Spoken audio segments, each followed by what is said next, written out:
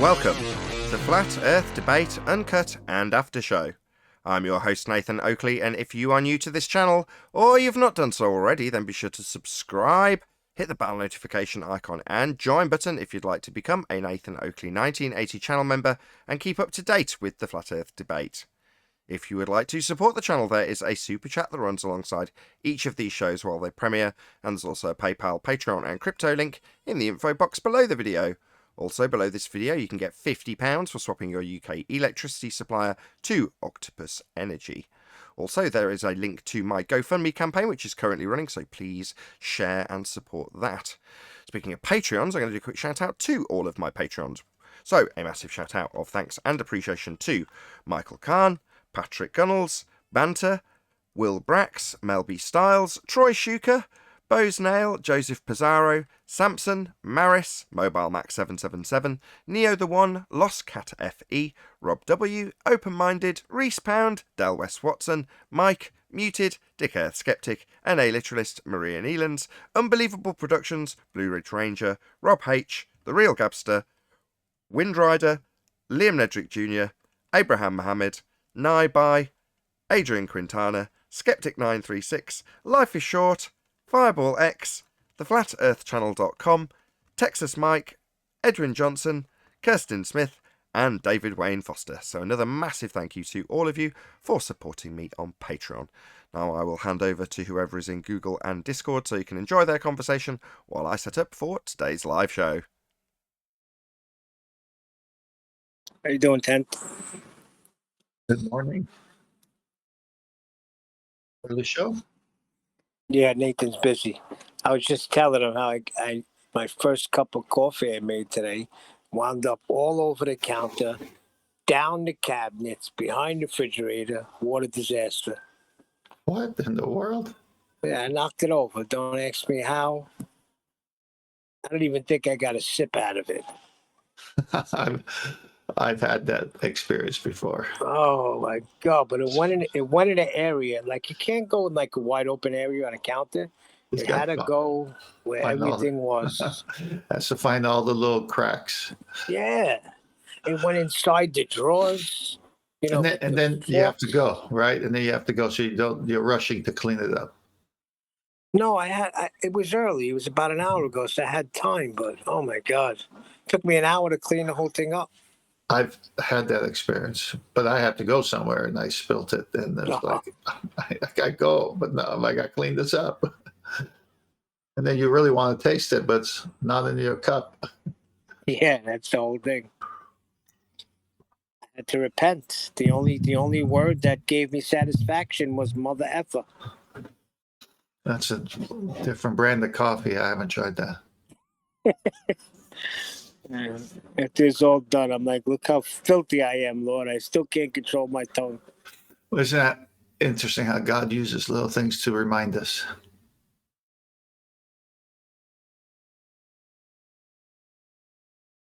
Yep. Yeah, I always said that. Even when you're working, like if you notice, it could be any religious guy or whatever religion he is.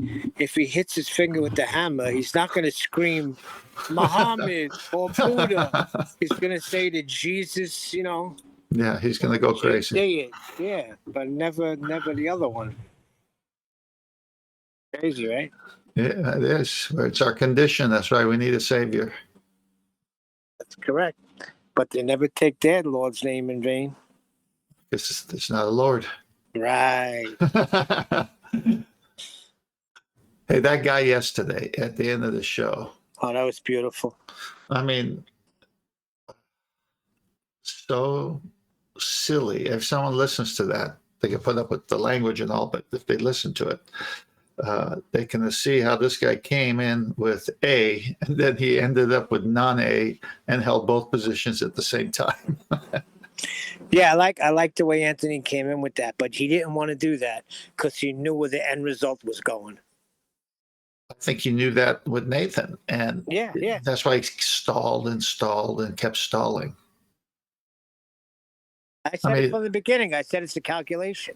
You did, and I got impatient with him. I go, come on now, it's been 20 minutes, show the dang picture. But No, they you- know where it is because the position it's in, they know it's there. Right. And then I said at that point, and then Brian came in with a better formulated sentence than I had. I said, well, then if you know where it's at, it should be, and you say it's a solid object, then it should be blocking the stars behind it. So show us a picture of that. I mean, it's nonsense. Yep. But what do you think about 97% of the Western world believes everything Yeah. about it?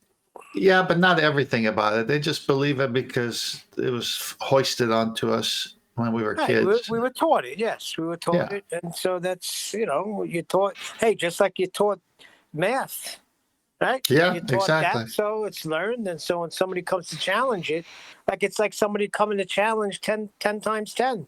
You're like, what are you talking about? I learned it in school. It's 100. What's 90 minus 15?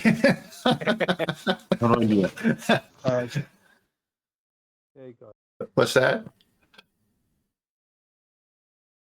I Oh, I think so. Nathan is- No, I think Nathan's someone busy answered. making a coffee. I think someone answered your question. What 10 times 10 was? Oh.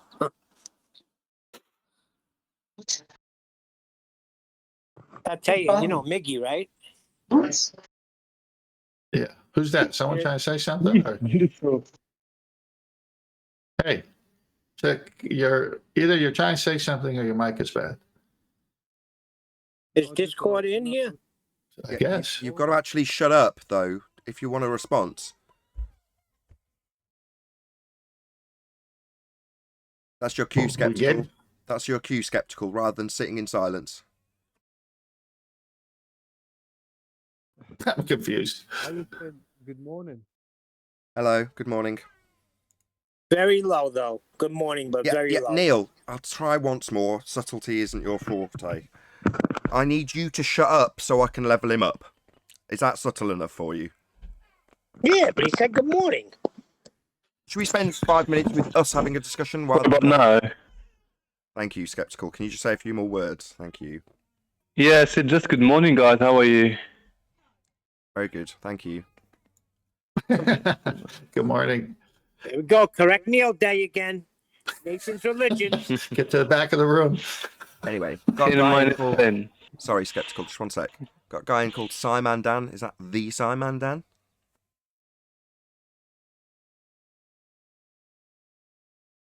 No, that would be a joke. Why you never bring? I forgot to change it. Oh.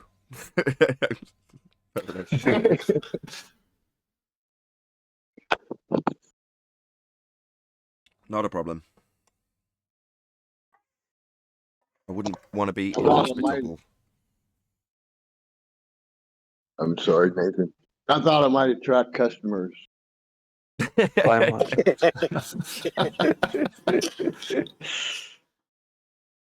Nathan, did you think he grew a pair overnight and joined? Oh. I don't know. I want to welcome. If he had joined, I'd offer him props and respect for doing so. Yeah, he's helped us out a lot. That's not quite what I meant, but yes. He has. That is true. I don't think We they should realize bring it, though. Simon then, like, to the live stream.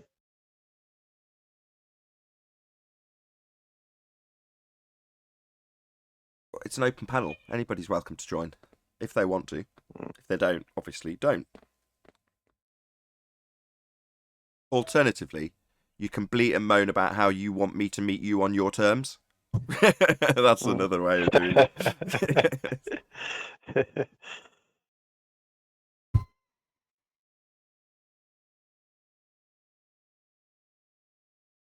He's actually calling you out, but he doesn't want to fight.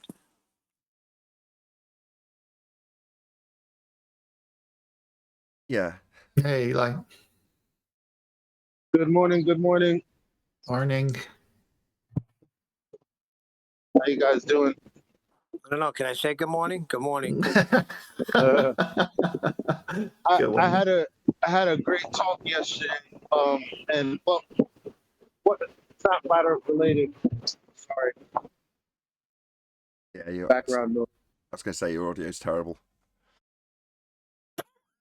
Guess a surprise. Yeah, but he still had a great talk.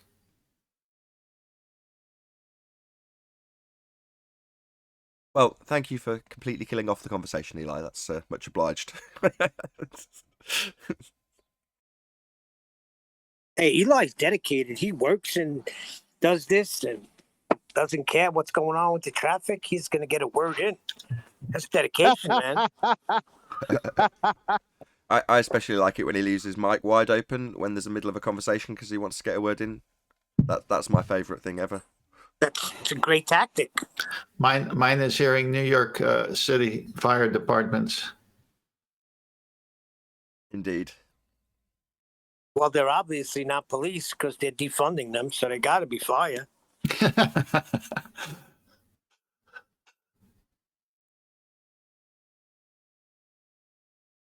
So Eli, you going to say something or? I think he's waiting for the traffic to die Not down. really. Yeah. Yeah, Okay, Eli, sorry. windy, traffic is everywhere. I just wanted to say, I was going to talk about it now, but this is only the pre-show, which also gets aired. So, Only? How dare you? right, not on. I mean, this is also a part of the show. And Which part? I just maybe if I could hit you up on the side later, Nathan, like after the show sometime. Oh, my Is bad. there a time that you're free?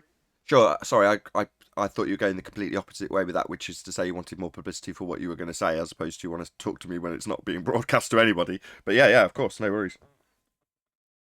All right, thanks. By the way, thanks for that extended show, Nathan. That was excellent yesterday. Well, I'd spent the entire day before looking at car parts, and you kind of get a bit of withdrawal. So I thought, well, I'll overcompensate and just have an extra long show. I cleared it with my wife, and I was like, look, I'm going to do a long stint. Not that I was going to mention it to anybody, it's just a nice surprise, right? Yes, it was. I enjoyed it. Plus, I know from past experience that if you keep an after show going long enough, it numbs the opponent, and indeed our own side, which it's a double-edged sword, into a full sense of security. And then people will launch into arguments that they may not have done if you haven't have had the recording gone to the length of time that people forget you're recording. It is just that simple. You know, people will fall into a sense of comfort after a given period of time. Sometimes it takes longer than other times, and not that I had got infinite amount of time to dedicate to that particular stream, but I knew that at some point somebody would come in and we got Diet Rumpus, didn't we? Yes, we did. What was going through my mind was, this is the after show on Discord, and you're normally not on. So we caught what goes on there even more. Yeah, that's kind of what I was going Can I for. tell you? Go on, Neil. Can I tell you something? Not even close to what goes on that after show, but it was good. No, I've been on it either. before. Yeah. I haven't been on it since. There's absolutely zero moderation in the after show. I obviously am acutely aware that I'm producing a show, and to a certain extent so do the people who are still observant of the fact they're still in the after show. Yeah, that was quite the interesting fellow who came on with his new moon and both sides of the argument, and then just wasn't making any cognitive sense where he was going. He had the same tactics that Zanuck and Rumpus employ, a few others. So I labelled him. He's one of them. Bundy muting, double speak, no shame whatsoever, even when proven wrong. Yeah, but I like when they switch it and say, Nathan, I can't help you. In other words, if you don't understand this, I can't help you. Yeah, Make it like you're the idiot when they're the idiot. Yeah, when you come to a point that's devastating for them, they tell you that they can't help you, and you're like, this is my rebuttal to your position, which cannot be backed and I've taken it apart. You've lost. What's that you respond with? I can't help me. Yeah. He was what he said, he later said, you said.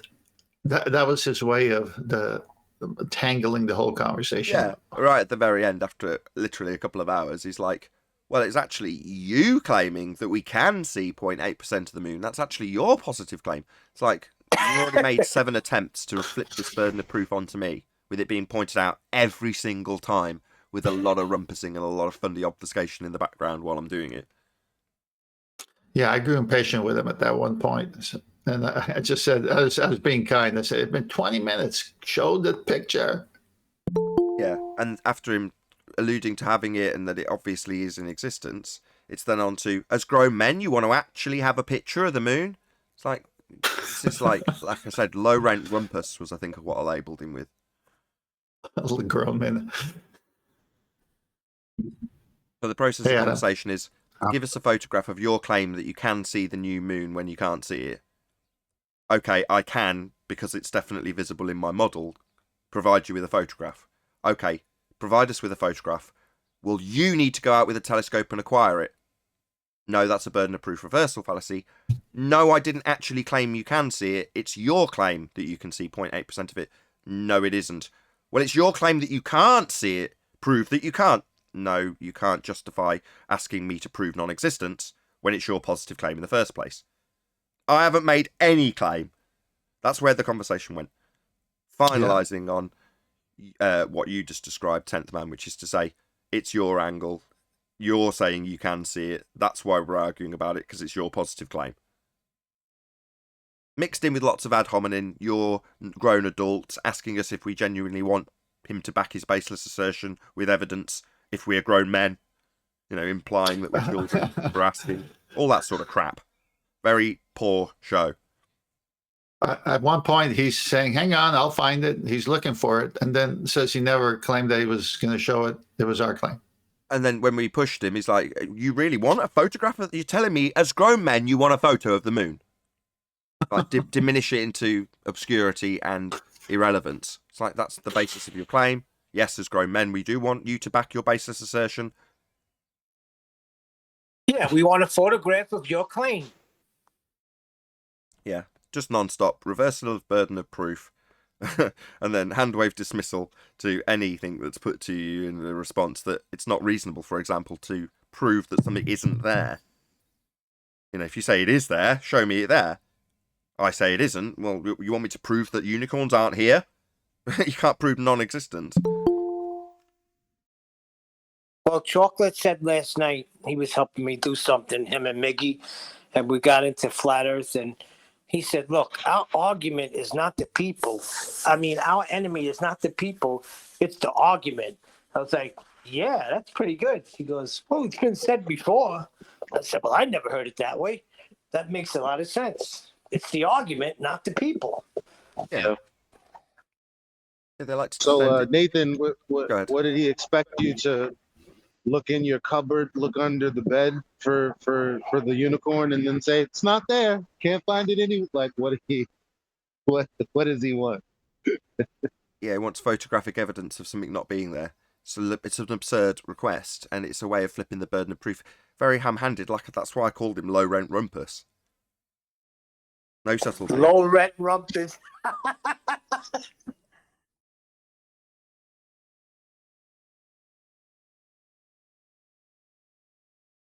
Before you start today, Nathan, I've got we were talking about UFOs the other day. Interesting, it's been brought up in Parliament yesterday. Do you have any photos? Well, I've got video. Hold on. Go ahead, Adam. So the SNP raise a question with regards to Scotland wanting to be part of any space industry that the government's got planned. Jacob Rees-Mogg retorts with a little bit of a stumble, saying that, yes, the Telegraph and the Americans are getting excited about people coming from outer space and UFOs, and that even the former President Obama is getting to know, pause it, if the honourable gentleman wants a debate on little green men. That's a member of the British government reporting back to the SNP, asked about the space industry, and they bring in the Americans. Newspapers are worried about little green men from space coming. So yeah, it's been put beautiful. into the narrative, even The at government latest, now. the latest in trauma-based mind control. How wonderful. Outer space is fake. So when they talk about little green men from outer space, there is no outer space. The sky vacuum isn't real. It stands in violation of natural law. We'd all be dead. We wouldn't have any gas to breathe if there was an availability of volume for the gas at pressure which we breathe to fill. Ergo, outer space is fake. There are no little green men coming from a sky vacuum. Well, I'll The tell you what. interesting thing he did say was, at the beginning of the statement, was he prefaced it with, the whole world's a stage, and out there's a bigger stage. And then No way. Yeah. Hold on, I was just I'll going to put the say link. that. I'll put the link in the war room and in Masturbate. I was just going to say it must be making its rounds because the two sports guys I listened to in the morning on the radio, the one guy was telling the other guy, he went on the Joe Rogan podcast, and I think there's a new Neil deGrasse Tyson one on there. And he's like, I'm so blown away at how smart this guy is. He was talking about aliens and getting into everything, and I just wish I had his intellect. And I'm like just shaking my head like, wow, how do you have gas pressure out of container? Can he answer that one question, please? But yeah. So he's saying, oh, this priest, he's spoken directly with God, so I must trust him. Yeah, he has the world at awe of him. Right, let's hear it. Hold on a second. Speaker, earlier this week, the government published a number of statutory instruments regarding the space industry regulations. Obviously, we're very keen in Scotland to see space taking a key part of the economy moving forward. However, the industry have been waiting for many, many months now for the government's space strategy. With these new regulations laid before Parliament this week, some clarity about the strategy would go a long way to helping ensure that we knew where we were going. So could we have a debate in government time to actually discuss the space strategy to see where and what that is actually going to look like? Sorry, so he's asking for a debate on it. I know you said it already, but hearing him say it in context, for what purpose? I don't really understand. No, it's not clarified what we'd get from it. It's just stating they're interested, aren't they? They're not saying why it would be of benefit. I suppose so you can get more lettuce grown in zero-G conditions. Okay. Beyond the absurd, we don't know. Fine. And Madam Deputy Speaker, though I fear I may be giving a long shot here, I wonder if the leader might join with me in welcoming the findings of the Scottish Government's Social Justice and Fairness Commission. Perhaps not, but I'm sure that the proposal will be welcomed by all of my constituents who are keen to see a fairer and more socially just future for Scotland. Could we have a debate in government time to consider how the UK government might learn from the lessons of the approach of the Scottish Government in this regard to help to deliver a fairer society? The space industry, well, Madam Deputy Speaker, all the world's a stage. But beyond it, there's an even bigger stage for the honourable gentleman and others to investigate. And I hear that there are reports in the newspapers, I think the Telegraph, that the Americans are getting frightfully excited about people coming from outer space. And Right. So, who's this guy? Jacob Rees-Mogg. I recognise this guy from Have I Got News for You? Yeah. So, okay. Sounds like Sorry, go ahead. well, sorry, it's a bad place to put it now, but it sounds like a more skeptical chimpanzee to be. He's just an MP. Anyway, he's basically saying all the world's stage, and the stage that is being presented to people currently in the newspapers is worth looking into. That's what we're getting from this guy. Well, no. The world is the world, and its physical reality is not a stage, but you can turn it into one if you want to control the people, which is precisely what the people in government do. Do you hear a bit more? Is there any more, Adam? I think there's about another 5 or 10 seconds, and then he goes on to social justice. So, Okay, let's just listen to that. UFOs, and that even former President Obama is getting interested in this. So I don't know if the honourable gentleman wants to debate on little green men or whatever else may come from outer space, but the government is developing a strategy. It is an important part of the future that so much space investment is going on, and that will be a United Kingdom-wide activity. The honourable gentleman then... it goes on then. Okay, perfect. Thank you for sharing that, Adam. Yeah, No worries. it's a sham. It's a stage. Yeah, that's a good way of describing it. Well, I have everybody looking up, right? They're relying on the fact that we can't prove space does not exist. They're relying on our ignorance, but we can say, how do you have the gas pressure, dude? No, we can prove space doesn't exist, Anthony. Well, there's two ways of looking at this. The way we are now dissecting it, because we understand the argument, or what they're doing to the sheep, getting them ready for the next show. Here's what I think. Here's another element I don't think that we pay attention to often, because I'm always saying that the media is inundating us with these faulty ways of communicating. And I think that that's what that man is doing there. Like, it's not really about information itself. It's just through casual or professional conversation, pass by that this is a reasonable debate that we should have. And he even throws in the little green men part. And then people think that this is reasonable and this is how they should carry on the conversation. Because if you talk to anyone, their conversation is going to sound exactly like that. If they were to have a debate, they would be having a debate about whether they're little green men or not. And so people are taught how to have the conversation, and that's the more important apparatus. It seems to be seems to be trivializing it so it becomes common language. You know, like this, like there was a time recently where they were like trivializing talk to do with like pedophilia and kiddie fiddling as though it was like trivial so that we can talk about it. That seems to have died down now, but the point is, yeah, they definitely are trivializing it so that it becomes commonplace and talked about in the workplace over your biscuits and your coffee break and stuff. Why now, though? Why now? Because it's a distraction. That's why. Flat Earth is growing stronger and stronger.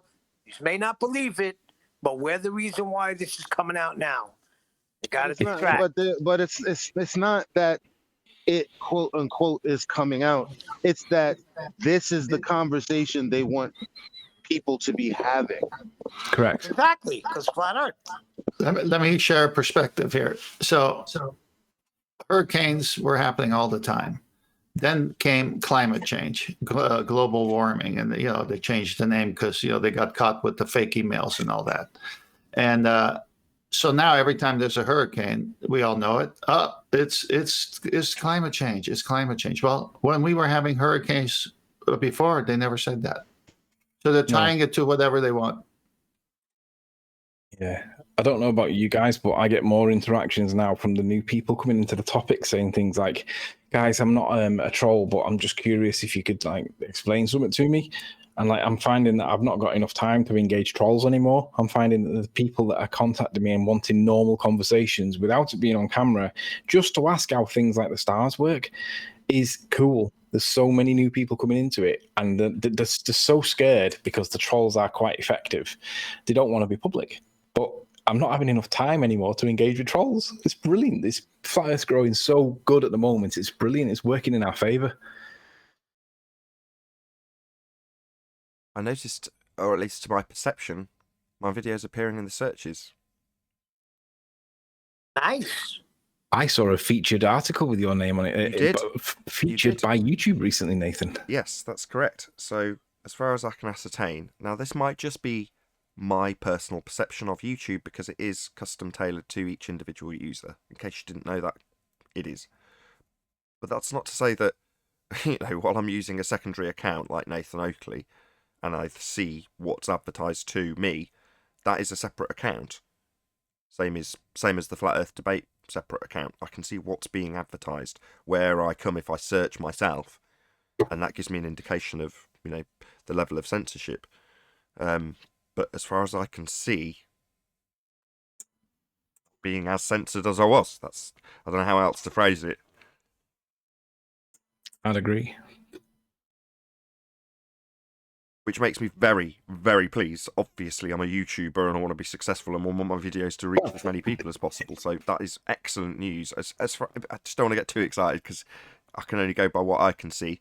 But when Anthony says, "Oh, by the way, your membership for your Nathan Oakley 1980 channel was specifically featured and advertised to me," I go, "Wow, really? That's bloody glorious." Yeah, it also begs the question of, well, why are they doing this? Because for years they've like admitted that they were suppressing us. So it's like, oh right, so they're not suppressing us now. Has that something changed? I don't know. I mean, we assume that they're suppressing us in the way that we assume they're suppressing us when they said to Congress that they were going to put, the tramp stamp, as you call it, underneath saying flat Earth's an ancient philosophy, etc., which it is in terms of the way that it's modelled out and presented as a straw man. So, they've done that, but did they say that they were going to massively censor us or suppress us? No, that seemed to be what happened, but, maybe they went above and beyond and now they're easing it off. I have no idea. They can't stop us. Maybe they think the public is ready. Maybe they think that they've done enough with their dog whistle techniques. And they think that we'll be attacked and they don't need to do it anymore, that the people will police themselves.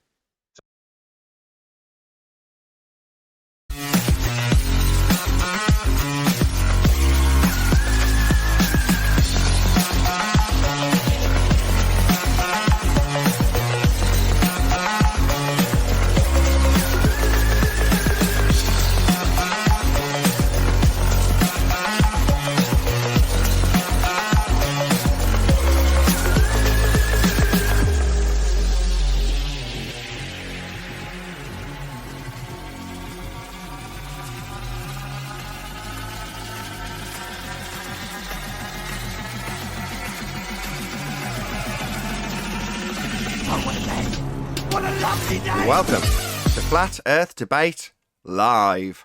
I'm your host, Nathan Oakley, and if you are new to this channel, or you've not done so already, then be sure to subscribe, hit the bell notification icon and join button if you'd like to become a Nathan Oakley 1980 channel member and keep up to date with the Flat Earth Debate.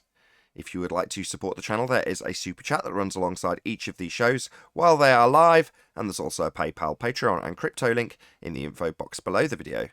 Also, below this video, you can get £50 for swapping your UK electricity supplier to Octopus Energy. Most importantly, if you'd like to join the discussion, simply mute the page you are currently watching, then click the link in the info box below this video to join the panel and express your views on the nature of Earth. If you do join, please don't swear. If you do, you'll be ejected, and if you are, please don't try to rejoin the stream using sock accounts. You'll be warmly welcomed back on the next stream. Please also share the show on social media. Sharing the show obviously increases the live audience, but this in turn increases the chances of a more diverse panel, so please share the show on Facebook and Twitter. One last time, if you're new to the channel or you've not done so already, then be sure to subscribe, hit the bell notification icon and join button to keep up to date with the Flat Earth Debate. Also, there is a link, hopefully below this video, to my GoFundMe campaign, which is currently active, so please share and support that.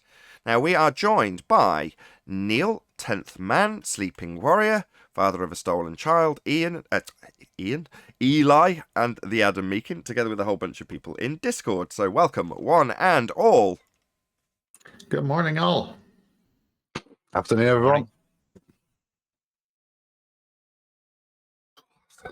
It's a poor response. It's a poor response today. Terrible, wasn't it? Friday's mixed bag. Sometimes you get a really enthusiastic response from Discord. Sometimes they're all worn out. It is the end of the month. It was a 4-hour show yesterday, probably longer, so 5. people got to wake up. 5 Really? 5? Yeah, if you're a Nathan Oakley 1980 channel member, you can get access to that straight away.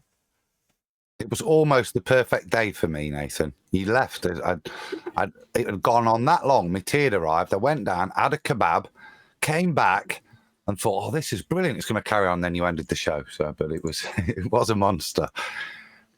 Yeah, it was a very long show. Overcompensating for the fact that I was trying to figure out mechanical faults with the car for the previous day, and there wasn't any show. It was just a repeat. So, me overcompensating. You got a 5-hour show yesterday. I will release it over the weekend, those of you watching live. So, yeah, you will get to see it at some point. But obviously, if you remember, you can watch it right away. So, become a Nathan Oakley 1980 channel member now. It was a good example, Nathan, of how the quality of the chat, because there was a lot of us chatting, was at one level, and how it descended to just moronic conversation when the ballers came in. It was very noticeable in that length, because there was such a variety of debates with ballers dipping in with their idiocy. I think if the people listen to that, you'll see it's very apparent where they're at now. They have to descend into ridicule. The conversation's reduced into the absurd. It's ridiculous that they're literally arguing that straight lines are bendy lines. It forces their effects. It's nonsense. And I don't know why people aren't calling this nonsense out, but they seem to be supporting it. It's just stupid. Yeah, it is stupid. But there we go. That's what we're in. We're in a paradigm shift situation, and there's going to be weirdness. Well, we were talking about why why they would be showing certain things in the media. Well, right there, you see, people are too lazy to look into it, so they don't know that it's ridiculous. They just see some globe earther telling a flat earther, well, obviously light bends, and then they'll probably look up a video on YouTube and they're like, oh, well, there's obviously a context to this. Obviously the flat earthers misinterpreting what they're saying. Like, this is what a normal person would, or the layman, they would come to this conclusion, but not based on information, just based on laziness. That's what they want. Yeah, people do like to be told what's what. That's why when we destroy a paradigm for somebody who comes here, their reaction is typically, at the point of concession or the lack thereof, to demand an explanation for whatever's been debunked that they held true as a belief. In other words, you disprove that the sky is a vacuum, outer space is fake, and they say, what's the dome? You're like, I don't know what the sky is. I just know that your description of a vacuum is a violation of natural law. Therefore, definitely not the case. But what, I should now become the arbiter of the sky because you have had your paradigm changed? No. But that's what they want. They want to be told what's what. The ballers template has been set for a while, and yesterday showed how they navigate through it. So light bends, but they're saying 7/6R, and someone could go look and see that light travels straight, but when it hits a different medium, something can happen to it. And so there are two different arguments. And yesterday's show, when he's talking about the moon instead of light bending, he's talking about the moon. He came in with a positive claim about the moon, and then later said that we came in with the positive claim of the moon. And then later he held both positions, the positive and the non-positive claim of the said moon. And you can tell how crazy the argument was getting, because he couldn't prove what he was saying with his first statement. So he went to the opposite statement, and you caught him, and it just showed the stupidity of that style of arguing. As we're on the subject, Did any evidence result in him trying to be a smart ass, making a double negative as if that then didn't mean Yeah. Yeah, I did, yeah. It was ridiculous. Yeah, it was pretty pathetic. But very entertaining, as much as he was saying, I'm bored every time he got smashed. Yeah. Any evidence of the R value? Let's do I think the it's fair to say that every single ball Earth person that believes that we live on a sphere, you're either stupid or you are intentionally dishonest. There are no in-betweens. Now, if you've never looked at the topic and you argue, or you take a position from ignorance and you argue genuinely, it's quite apparent, because it's quite obvious that you're genuine, because you don't come across as an absolute retard.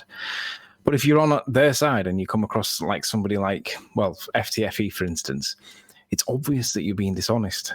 And I don't understand how people like Conspiracy Cats, for example, doesn't acknowledge that he's still outstanding a explanation, a scientific demonstration of gas pressure at a container.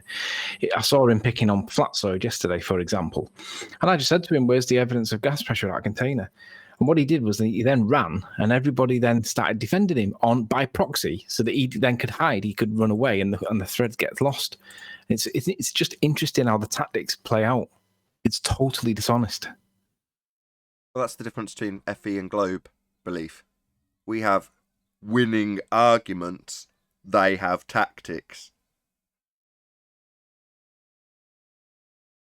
Let's do some housekeeping. Let's rattle our way through it.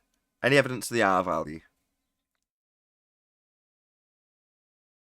Black Swan. Equator line. Next question.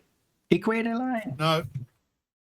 Equator line. Equator line is not giving you an R value, Arwin. It's based on celestial bodies. Calculate it, you will say in response. Can we move on? No. Is it a real line? The only orientation of the celestials that actually it just correlates too much. Okay. Yeah, thank And you. these celestials, do they actually leave a mark on the ground to create this? Yes, marks of shadow. In the water as well, Yes, marks of shadow. in such a way that someone can measure it over the oceans and everything. No, look, Arwin, if you're going to play Yes, Baldwin, ocean ball. please don't make Baldwin a bullshitter. Please. Bullshitter. Yeah, don't No, it's say not yeah. bullshit. No, this is the last. This Stop, is the stop, stop. last straw, Stop. right? Right. We now Adam's no asking you- longer have optics. God, But please. there's still. Please. Adam's asking you if it leaves a line on the ground. Right? It doesn't. It's an average of the celestial movements throughout the seasons. There's no line on the ground. The equator is arbitrarily assigned at a certain point on maps. It's not a designatable, physical, actual point on the ground. That's Adam's point. But what you've started to do is just bullshit about it being a line on the ground. I'd prefer you didn't, please. The points will get lost to our own side being bullshitters. There's no need. No. Yeah, there is a need, but because there is a line, it's called the shadow. It's the shadow line. That's what I wanted to get to next. So that shadow then. So it's not the celestial object that's creating it. You're now going to use some piece of equipment to generate an image on the ground from the celestial object. Yes, of course. That's how they could determine where the optimal average height or the average angle is the equator, right, of the sun. That's I'm saying it very sloppily now, but that's based on shadows, of course, sticks and shadows. So assumption based. And then I said, I never denied this that. so then I said, so they're Hold doing on. this in the Hold on, ocean Eli. also. Hold on.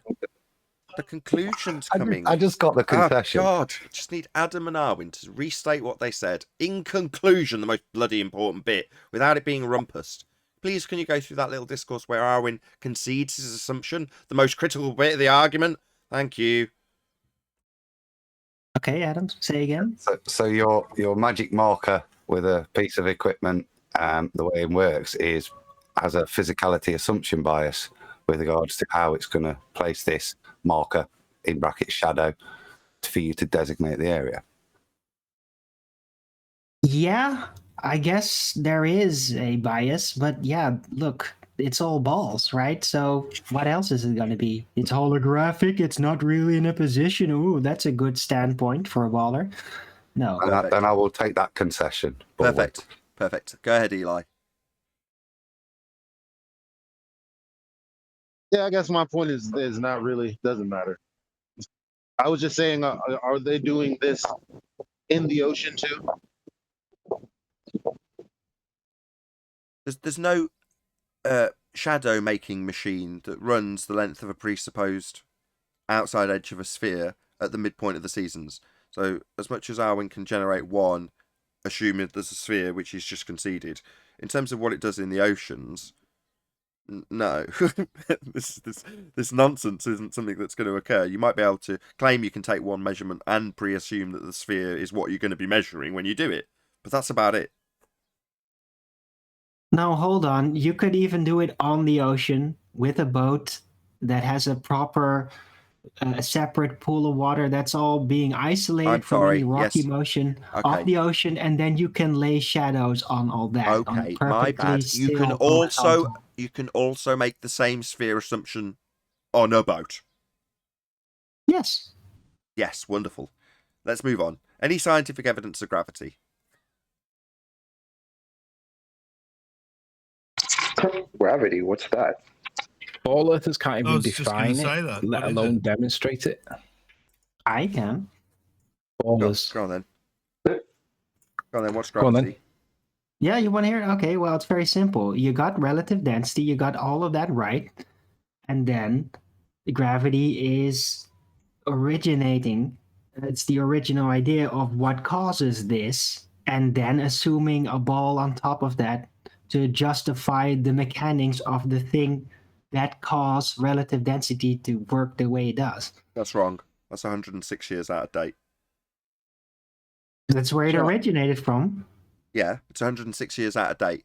It's not, number one, it's not the cause of anything. It used to be back 106 years ago. What is it, 1915?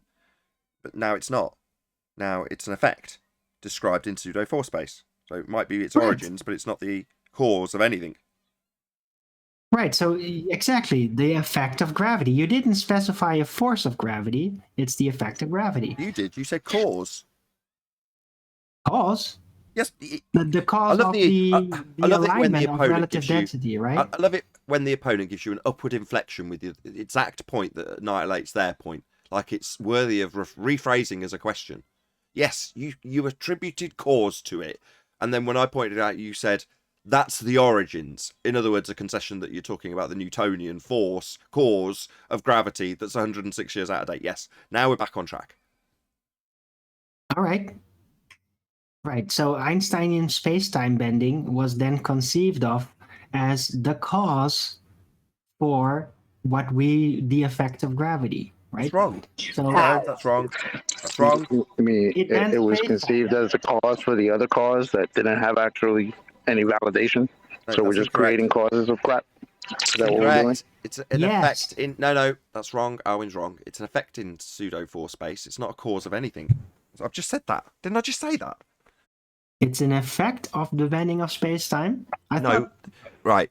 The cause in pseudo-4 space is the uneven distribution of mass. That's their claimed cause in this dimension that doesn't exist. That would be pseudo-Ramonian 4 space. The effect, called gravity, is the bending of space-time. My bad. Can someone show me this, please? Right. No, And the bending of just space-time is the actual gravity, Yes. right? Right. And it emerges mass attracting mass, the force of gravity. No. That's what Craig says. That's what some goon says at trench level. I don't know. I find it very appealing every time he brings that up. Oh, right. That's fascinating. Meanwhile, mass attracting mass is 106 years out of date and claimed to be the cause of the described effect. And when asked for evidence in terms of science, which is what we're detailing here, we get the hypothesis formulation: if mass, then mass attracts mass. And then a finger pointing in the direction of a non-experiment made by Cavendish. As I say, CV Boys, Reverend John Michel, Cavendish gravity, falsely and incorrectly attributed to Newton, is 106 years out of date. Now that cause is no longer the cause in the current gravity, which is Einstein's gravity. It has the cause in this pseudo dimension as the uneven distribution of mass, and the effect being the bending of space-time. But So if it's no 100 demonstration. years plus out of date, why do they still teach it in schools? That doesn't seem very out of date. Yeah, and I would Still never right show there. if they didn't. That's why we're here, Arwin. Baldwin. So Arwen, is time a physical thing or is it a concept? And how do you bend it if it's not physical? Well, time is just like mass, right? It's an extracted thing. That's a yes. That's a yes, 10th. Yes. There's another problem too. What's that, John? Well, the assertion that F equals G, M, the center of M1 times the center of M2 over R squared will require a measurable radius. Oh, we covered that first, didn't we? Bumholes, Arwin. Bumholes. Wait, what? Bumholes. That's what. You haven't got R. Yeah, I do. Sorry, please, for the love You of can't God. see No, the don't. globe. For the You love of can't God. see it. It's still there. Do not circle jerk us back to shadows. Right? This is. Yeah, I will. I freaking well will, because my argument still stands. No, it Just does because not. it's not up to your standards of evidence. Oh, tell me that. What argument? Maybe tell me you can't help me with your radius that you haven't got. But you just don't understand, Nathan. Yeah, okay. Moving on. Yeah, thank you. I mean, maybe just the once is enough for me to point out that that is what a circle jerking fundy on the globe side, like Baldwin currently is, would do. They would circle jerk back to the annihilated point Adam and I took apart moments earlier as having an assumption of a sphere which Arwin conceded. He would then, having conceded that it's a demolished point, us moving on, circle jerk back to it when you get to the point in a different argument where you haven't got the radius value that is the subsequent demolition of the point he already conceded. That's what fundies do. Now we've made the point, please don't do it again. Please. I'm not in a good mood. It was the sheer lack of humility as he openly, brazenly used it again, actually as some kind of validness. You are very good, Baldwin. Don't congratulate him for being a dick. He knows it's just for pulling off. To be a dick. Yeah, Nathan, I'm sorry, but you seem to have a problem with presupposition. When you know it's a ball, it's pretty okay to presuppose it. Yeah, he wants me to swear. He's trying to get me to swear at him. That's what he's doing. Especially if it is secondary. I explained this. First, you orientate the celestial heavens with the Earth, and then you can We need the presuppose fundy it's a mute ball. button. Fundy mute. Yeah, that's what you're doing. Yeah, it's exactly what you're doing. Wow, you are actually fundy muting him, by the way. I didn't catch most of that, Arwin. Can I have the bullshit? I mean, your explanation again. Yeah, you all seem to have a problem with presupposition when it's perfectly fine to presuppose something if you know it is true afterward, right? And so with that, I can presuppose the Earth is a ball in basically figuring out the radius by basing the original evidence on the celestial orientation first.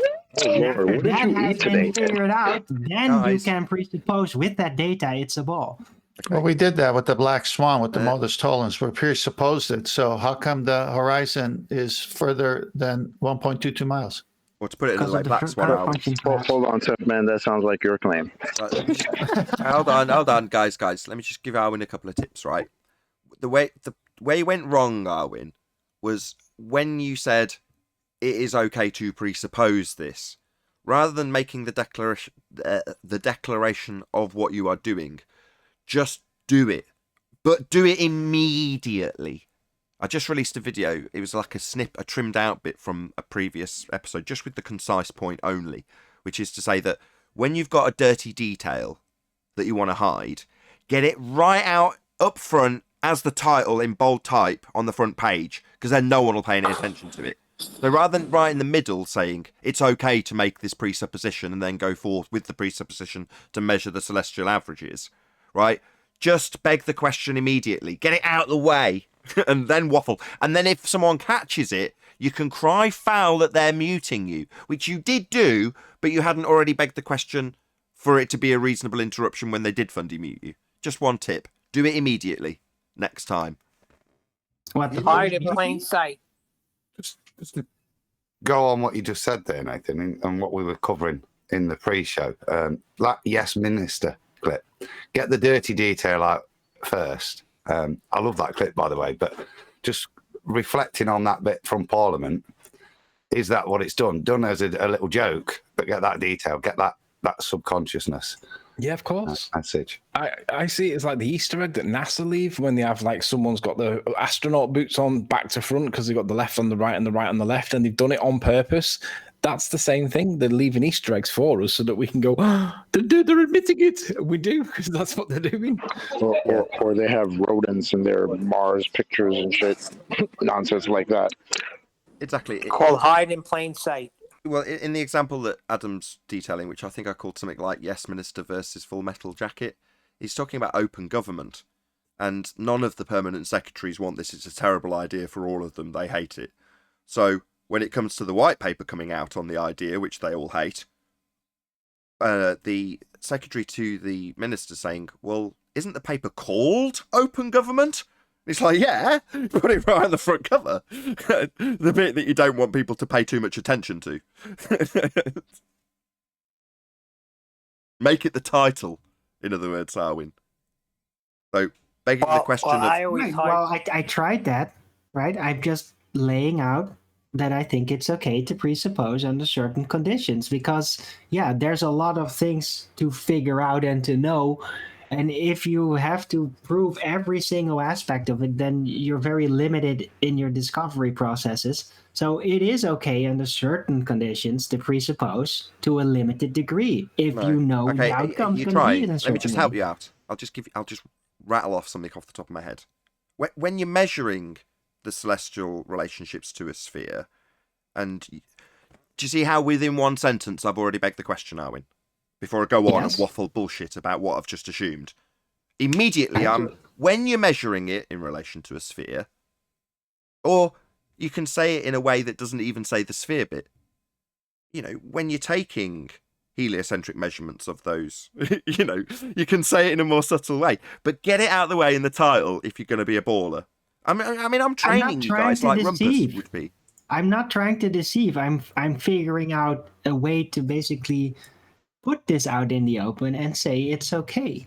Yeah, and I'm telling you how. Beg the question immediately. Don't dilly-dally. Beg the question as the title immediately, as your opener. That's the way you do it. Right, but you guys seem to have a problem every time I do that, so that's why I am just trying to justify why I do it. Yeah, I'm not saying that you're not going to get caught and have your bum smacked as a baller, ball win. Yeah, but I'm just saying, if you watch people who are successful at arguing ball, they rely upon people not realising this trick, which is to beg the question immediately and then have your opponent and you discuss the argument within the fallacy that you begged within the first statement. So then you're always going to be winning because we're going to be arguing about how to measure sticks and shadows on a sphere from here on forward because that's what I'm arguing about. So long as everyone's begging the question that we're going to argue about how we measure on a sphere, because I dealt with that in the first sentence now, didn't I? A good funding sticks on the boat, ball right away. Just about how do you measure it on the ocean and the equator line? Yeah, with sticks on a boat. Exactly. Equator, there you go. The word equator, that's a ball assumption. Not necessarily. It is. When you're measuring the equator, you've begged the question immediately, just with that statement. Why? Because you're making an assumption that you're measuring a spherical outside edge of a sphere. That's what the equator is. In their paradigm. No, that's not necessarily true. That's only check it out. Check it out. Check it out. Arwin's now going to pitch what? My fucking argument back to me. Yeah. Thanks, Arwin. Yes, Baldwin. Yeah, the most irritating thing you can now do is parrot back my argument to me like it's your ball defense. Yeah. Now you're on fire. Thank you. Right.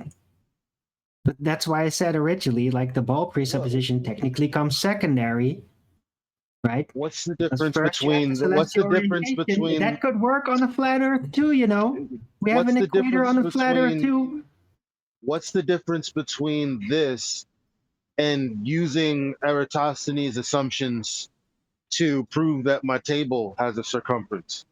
Nothing. It's the same thing. That's what it is. No, it's absolutely different because your table doesn't have the celestials orientated around it specifically. Oh, a good one. It's not bad. See, Owen's getting it now. That was a good one. See, even I nearly missed that. That was my original point on Monday. This is why I love Arwin. This is why he's ace, right? So subtle that time that it nearly got past me. Absolutely brilliant. Yeah, we only have one problem with that. In celestial navigation, using the sextant, they say you have to assume the Earth is stationary and the celestials are moving. Exactly. He said around. Because of the curve function collapse. It's only logical. Nice one. Anyway, He said right. around. He assumed a sphere by saying around. Yeah, we know. Yeah. Thank you. I'm glad you've said it because I didn't. I should have summarised it also, John. But yes, that's correct. That's precisely what he did. And he got props for it too because he was so subtle about it. Well, the equator is the middle point between the northern and southern hemispheres, so it's all presupposition. Yeah, but is it safe to say the equator is only on a model? Yeah, The equator is a real correlative line on the but Earth. it's only Whether it on is the flat or a ball, that doesn't really matter to it. Check There it out. is It's a the real derived correlative. line. Less subtle, are we? Less subtle. Can we move on? Can I read something? Please. Let me read something. The equator. Am I The tiring you out? Yeah, funding muting, why not? Look, see, funding hold on, muting me 10th, when I'm hold about on. to read. Arwin, just drop the character just while 10th goes through this, please. Equator, the great circle on a sphere or heavenly body whose plane is perpendicular to the axis, second one there, equidistant everywhere from the two poles of the sphere or heavenly body. So how many begging the questions do you want? Yep, plenty. I did say that to Arwin, but Arwin almost managed to weasel it back into a false dichotomy. So at some point, I don't know if he did this intentionally or not, but he was like, there's still going to be an equator on a flat Earth. Now, what that might have been, I don't know if this is what you were doing, but I'm going to assume it was and that you're smart, was a way of introducing the azimuthal equidistant projection as a false dichotomy that's going to be the model I hold as the opponent to Arwin. So he's juxtaposing it and saying, look, there is a circle on this globe projection, which I won't mention, and that's your model, by the way. I'm going to burn it later. So there's an equator on this too. You know, you don't mention any of that stuff that I said with the evil voice. But that's what I think Arwin was doing when he said, well, there's an equator on a flat Earth too. That's very smart. You're almost there, but I actually kind of meant it from any perspective, because even on a rectangular looping Earth, there's also an equator line, because an equator line is a celestial-based phenomenon. Like, yeah, it's a line derived from celestials, really, no matter what the shape of Earth is. Not such a, yeah, that's not going to get... Hold on. That's not going to get by me. Right, it's just because you're going to now use, instead of an azimuthal equidistant projection, what Arwin's done is taken the exact same argument to a Gall-Peters and said rectangular looping. And on this square map with a straight line along it, that's the movement of the sun on this map. Therefore, rectangular looping. Transposition onto that map rather than azimuthal equidistant. But it's the same point, and Arwin's now trying to use the magic I just gave him against me. Total bastard. Well, he can't do that, Nathan, because the celestial equator is on an imaginary celestial sphere. It doesn't really exist. It's just you have to imagine it that way. That's how they describe the celestial equator. What, and some portals do. Some portals are real. Sphere is not imaginary. It's look visible. it up. It's visible. The equator is derived from the celestial sphere. Look it up. Yeah, I don't care for the definition. I don't care for Stop, both of you, stop. More props for Arwin. So he's conceded through you, 10th man, and said it's derived while you were giving the answer. That's another point to get a good a concession that you don't want to give. Give it through your opponent while he's talking and wants to make a point, because then he won't listen to the concession that you've just made, so that you can move on and say you've already conceded it later down the line when it hasn't been acknowledged. So Arwin just said it's derived. So essentially, yeah, he's agreeing with you through you, so you can't hear him agreeing with you, because that's devastating when he says it's derived. So there is no line on the outside edge of a sphere then, Baldwin.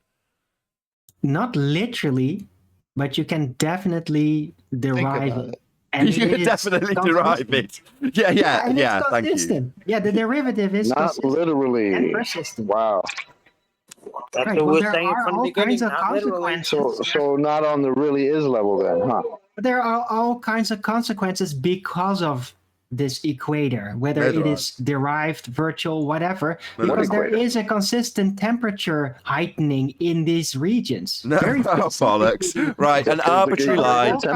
Stop. Directly correlating with it. No, Arwin, an arbitrary line you draw on the ground derived from celestial movements with your, what was the word? Correlations. I've forgotten the word you used now. Doesn't matter. That is not an effect that you can then ascribe to it getting hotter in that particular region. It gets hotter because you're looking at the celestial bodies and where they're averaged and the midpoint. Oh, right, that's hotter, is it? Nothing to do with your pre-assertion or pre-assumption that you've got a sphere beneath your feet when you take measurements of shadows. We've covered that 3 times too. Nice circle jerking. You managed to get it in one more time. That's not fair because I hadn't brought up the ball assumption just yet. I'm just trying to define the equator. So you're putting presuppositions in my shoes that I hadn't made in this particular argument just yet. So that's a total hand wave from guys. Bloody hell, trying to keep it concise. So that's a complete hand wave. Hopefully Arwin's not going to do what Chocolate just did, but that's a complete hand wave of what 10th Man just went through with Arwin. Saying, no, it's perfectly acceptable. It's not an assumption when I say equator, even though he's had a definition read out to him where it defines it specifically. Yeah, that's Arwin just basically hand-waving and fobbing off everything the 10th Man said, so we can circle jerk for hopefully a 4th time, right, Arwin? Well, I'd have to look up the word equator to see if it is really specifically based on a sphere. But to me, the equator is just a celestial thing, really. Hold on, 10th Man just read it out. Yeah, he did, yeah. Did he? Oh, I didn't know that. Yeah.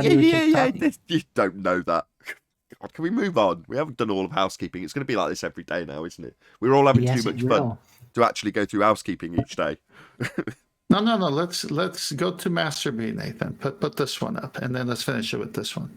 I'm hoping we can get a real ball earther because Baldwin's so good at what he does. It's really annoying. Hey, Baldwin, do you see that in Master B? What, hold on, is Anthony saying you want an easier life by having an actual baller here? Is that what you're saying? Yeah, somebody that we can actually call names and stuff for being stupid, because it's difficult to call Arwin names because you might be actually offended, even though he's in his character. And I'm not actually stupid. How about that? Guys, thank you. 10th Man, yes, it's up on screen. Yeah, as you can see here, it says, what is a celestial sphere? In astronomy and navigation, the celestial sphere is an imaginary sphere of arbitrarily large radius, concentric with the Earth. So you have to assume the Earth is a ball to even work with this. No, it doesn't say that. I just read it. Can I finish responding? No, can I just read it. Responding? Can I finish responding? No, you can't. When you say it doesn't say that. Stop, Arwin. Can I finish responding? No, stop. I'm not done reading.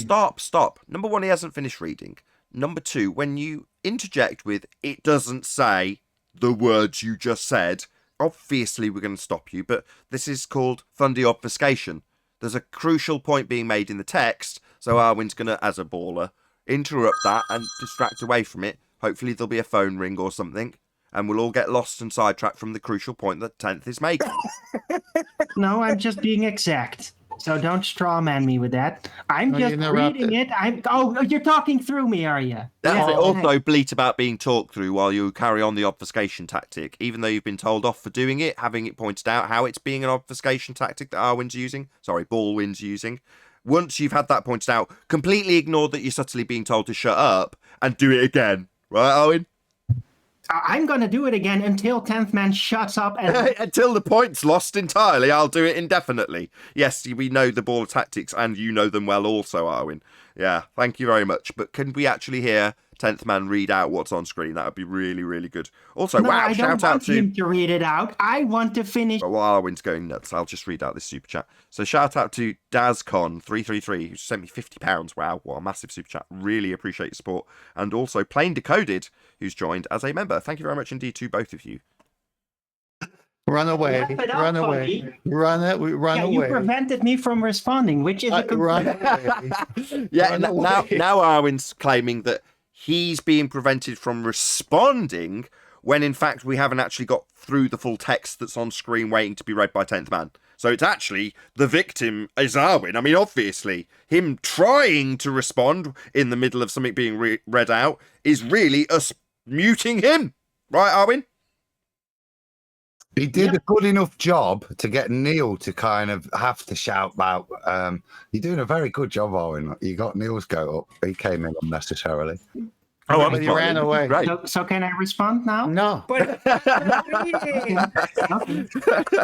So ignore me for the third time. I know why, because he's talked through every word of it. He's full on in character at the moment while I'm talking. This is what's going on in the Discord server. Oh, it's not Discord. It's G Plus. That's what's going on. Total fundy obfuscation going on in G Plus by Baldwin. Man, he's taken this character a little bit too far, by the way, audience.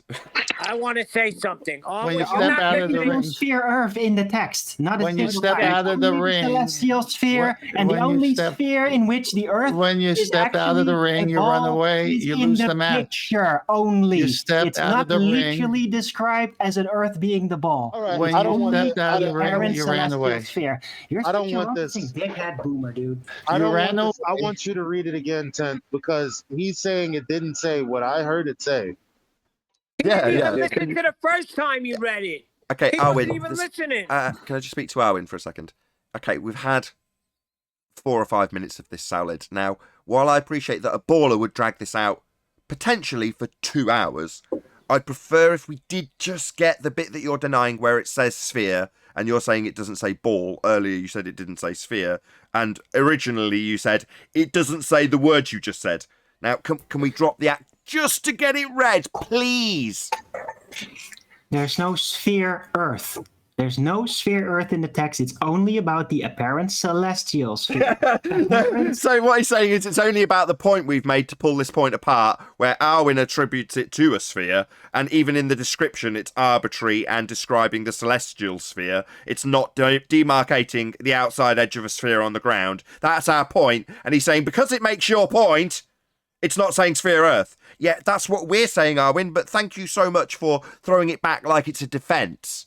Before he's actually made the point, maybe you making the point will make it seem like it's a globe Earth argument. Another very skilled Baldwin tactic.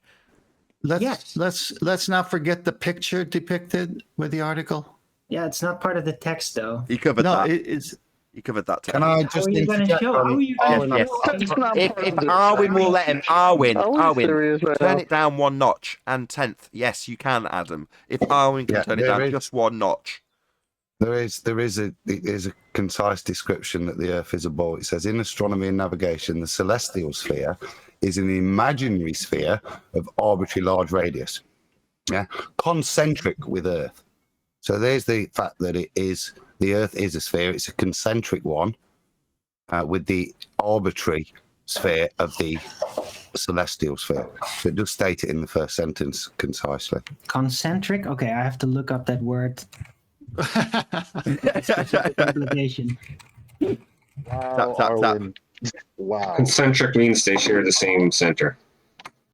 Thanks, Wiggles. Hello. Arwin Oh knows my that. God. But thank you for playing along. Yes, I'm here. Other Can we retire Baldwin? Other shapes that share the same center. So it's claimed that the Earth has a center. It's not necessarily the same shape. Oh, someone knock him out. It says concentric. We have a real baller in here? A sphere Yeah, of I'm a real arbitrary baller. large radius. Yeah, can I point out, guys, we do have a real baller. Let's do away with Baldwin. Yes. Yeah, you wish that. You would want that, wouldn't you? Arwin, Hang on a minute. Arwin. It's Wiggles. Let's keep Baldwin. You can't handle the Baldwin. Anyway, thank you, Arwin. Thank you, 10th. Everyone, let's just try and get a bit of control. Arwin, please. Thank you. We'll carry on with housekeeping. Now that bloody interlude has lasted far longer than I'd hoped. Any single viable hypothesis from any of the fields of astronomy, cosmology, or astrophysics?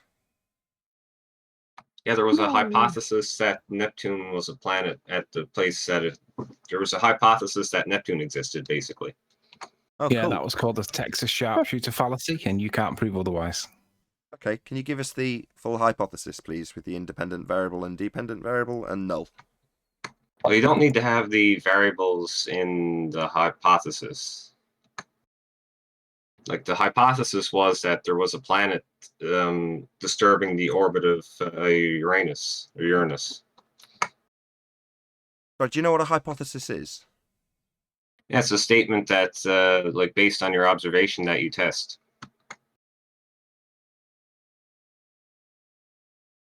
Based on your observation that you test what? What's that? Detail what a hypothesis actually is. So far, you've said it's an observation of what? That's not a hypothesis. So the observation was that there was a disturbance in the orbit of Uranus. I heard that. I heard that 3 times. I'm asking you what a hypothesis is. Like a statement that you can test to, like a statement that you make that you predict that you might come back and modify after you do experiment. That's the word, prediction. So it's a prediction. What's it predicting?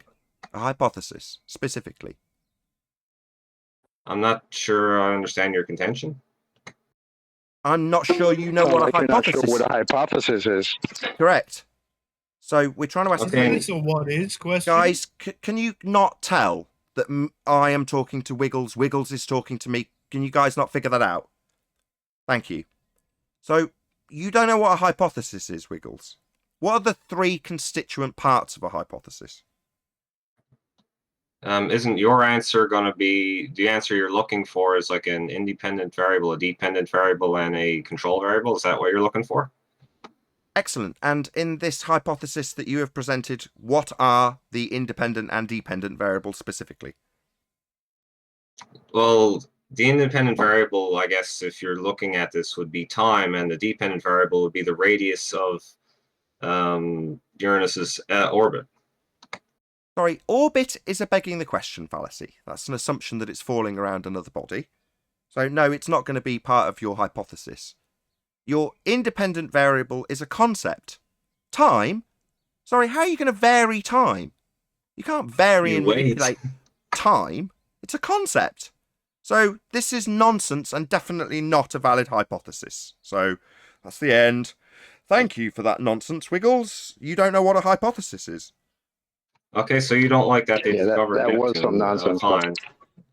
Hypothesized the existence of a planet, and they confirmed their hypothesis by pointing their telescopes there and analyzing the data that they got by looking at the sky. That's not how you confirm and validate a hypothesis. What is the process of hypothesis?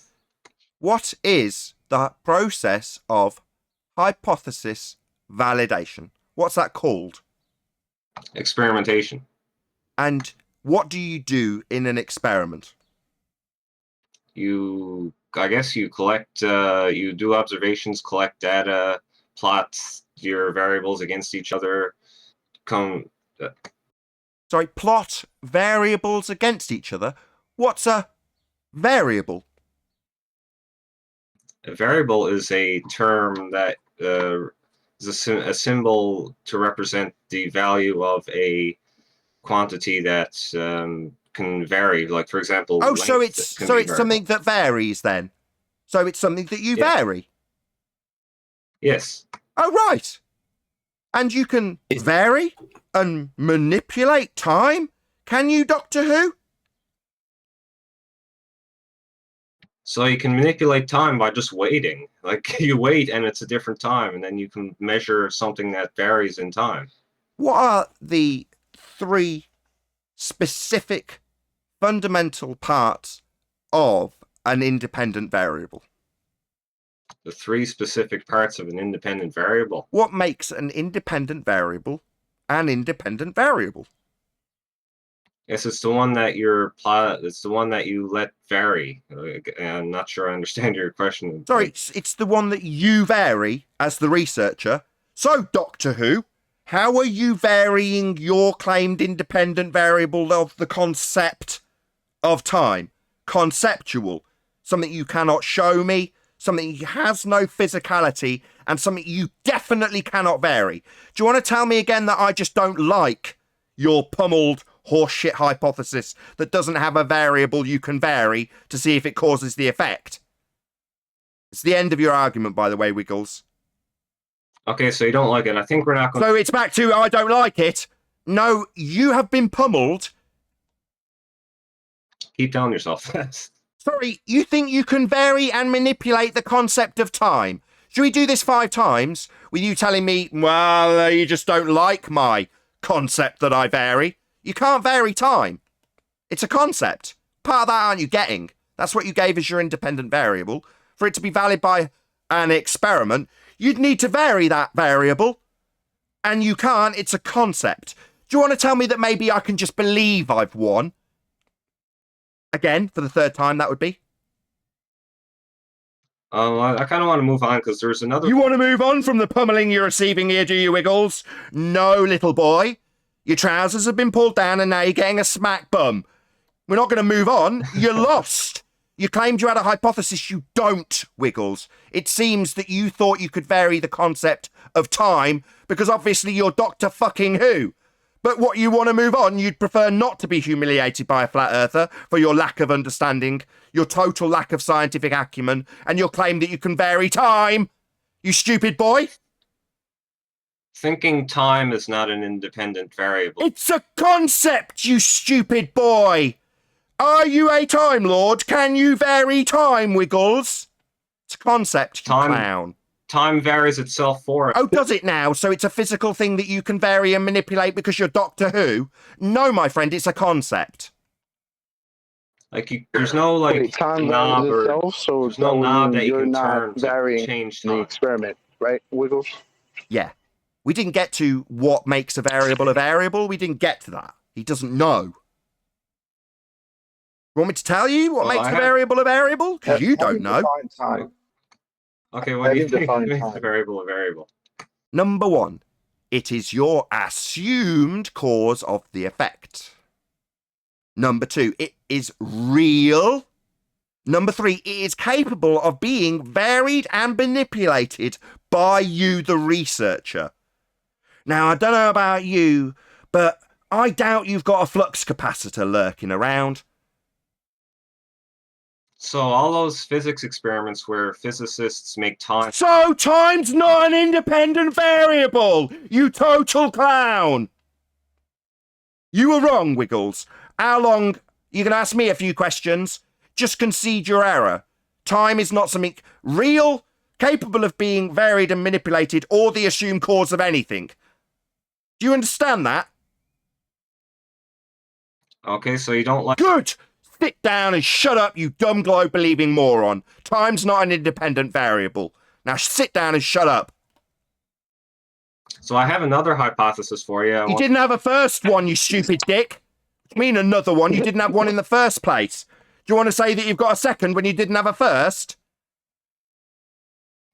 Yeah, so my hypothesis is that Earth is not flat.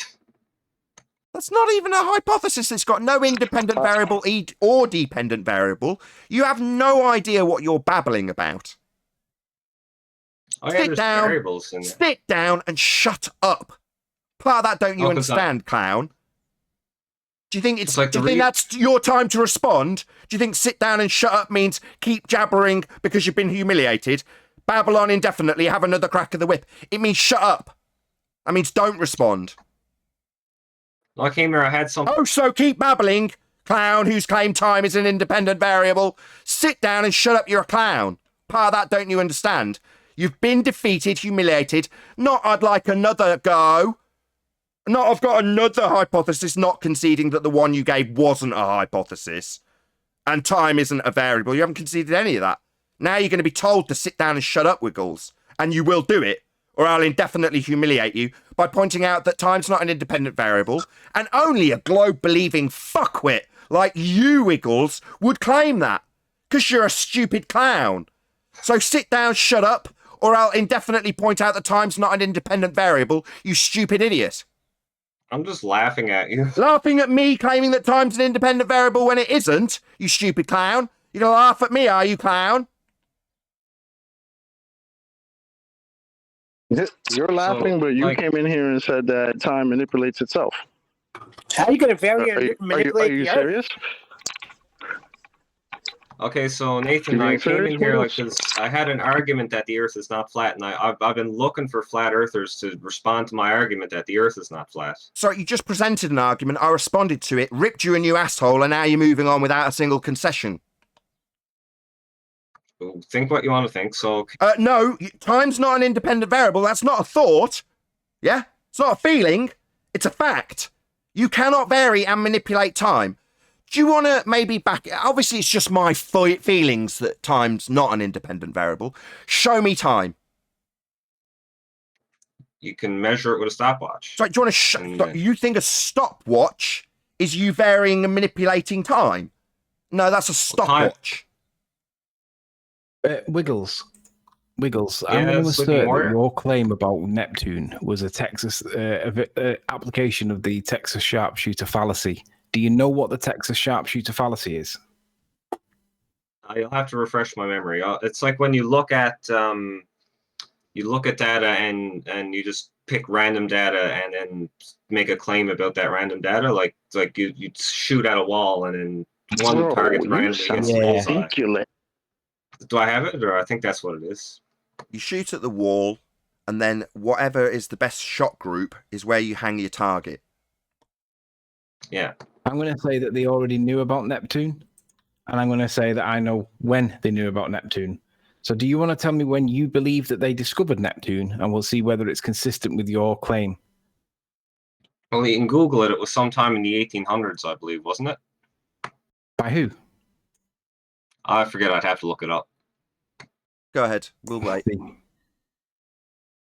And in the alternative, if you don't know and you do concede that you're not sure, that's fine. But I'm going to say that it's a Texas sharpshooter fallacy until you can demonstrate that it's not.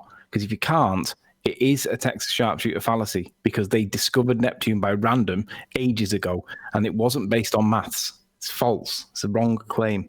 Also not scientifically valid in any way, shape, or form, or a valid. No, I don't think it's any fallacy because like they didn't know there was a planet there, and then they did. That's my point. That is my point. They knew about Neptune. It was discovered way before the claim that the mathematical model that they were applying was actually applied. They knew about it way before then. So it is a Texas sharpshooter fallacy.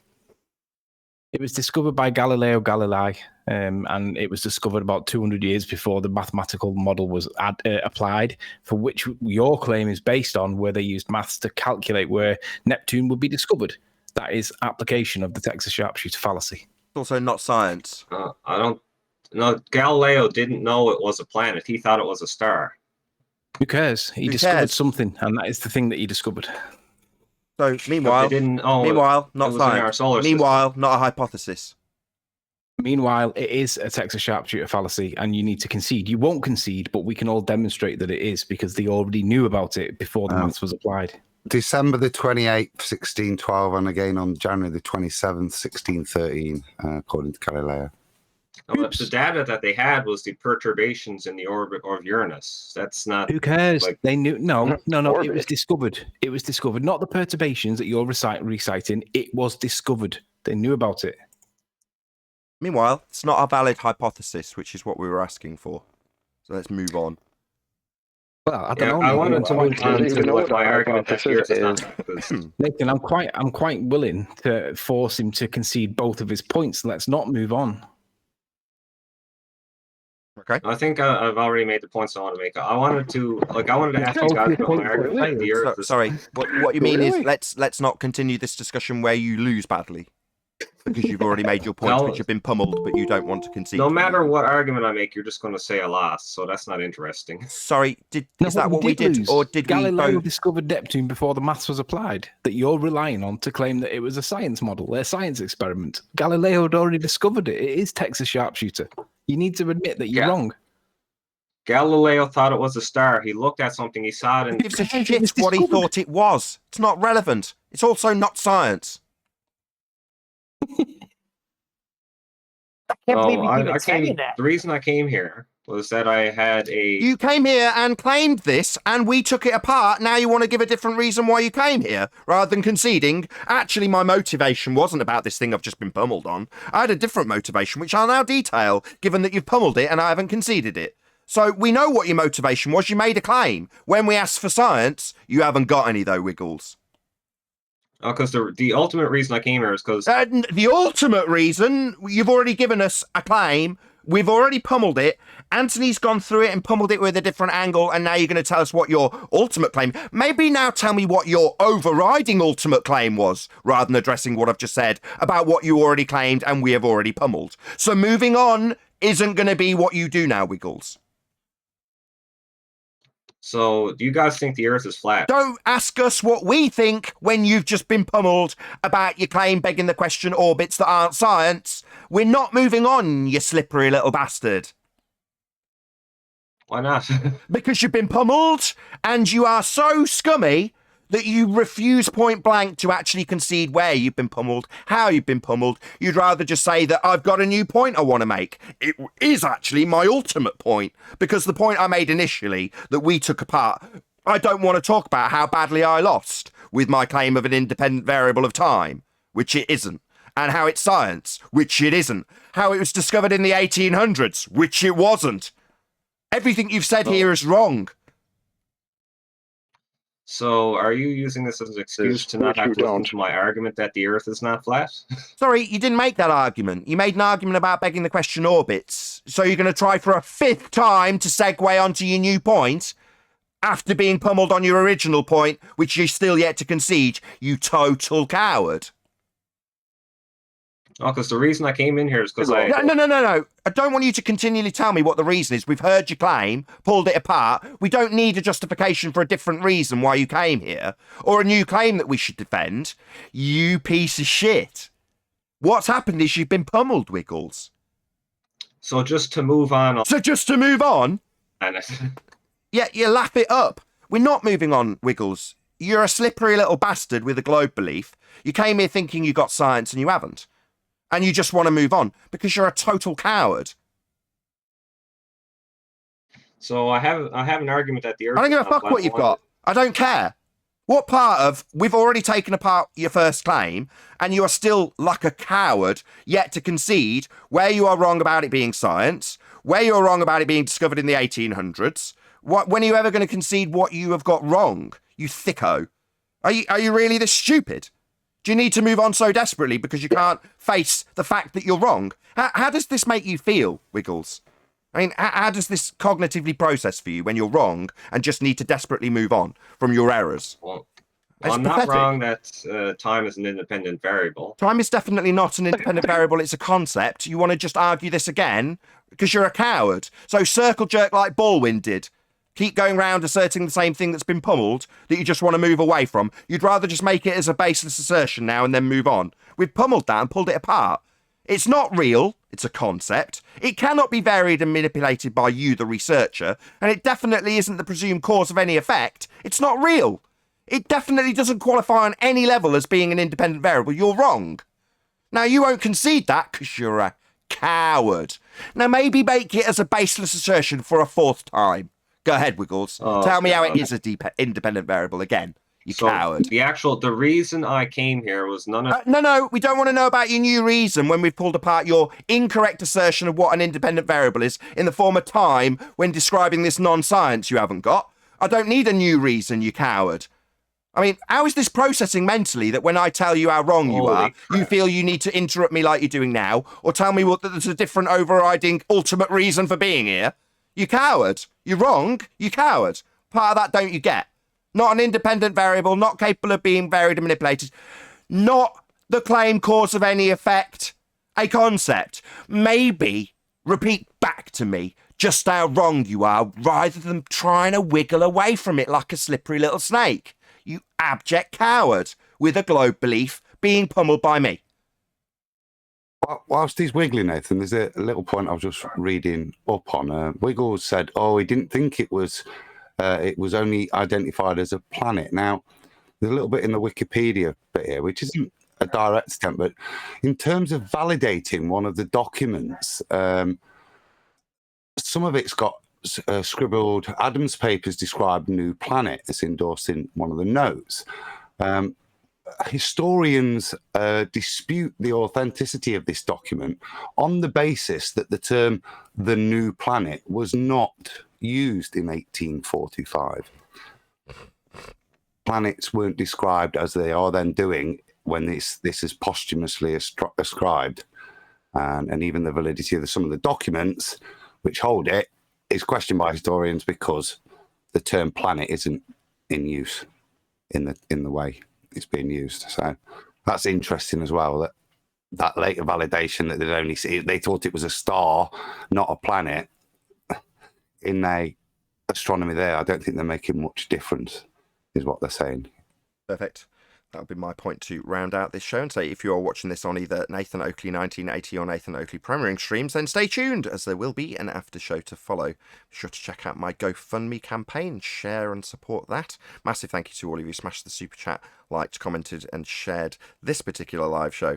Once again, stay tuned if you're watching on either Premiering stream. I've been Nathan Oakley and I'll see you all in the next video.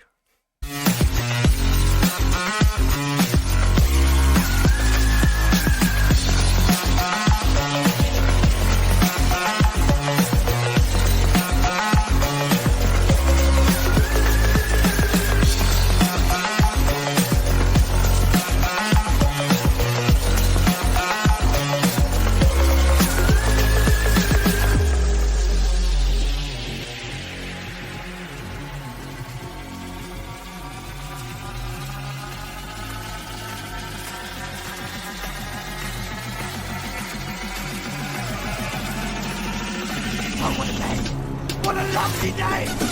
Shout out to Shatner's Bassoon for hitting the super chat. He says, another Wiggles toe tag. Yeah, I want to know how he's going to vary him. 3 years, and this is what he comes back with. Don't know what a hypothesis is. Time is an independent variable. Like, what? Well, he's going with Nathan Riley. Hello? Oh, guys, it's Brummy, by the way. I just thought, hey, I've been loving your channel. Hey, man, I didn't know you were into boxing. Great channel. Love it.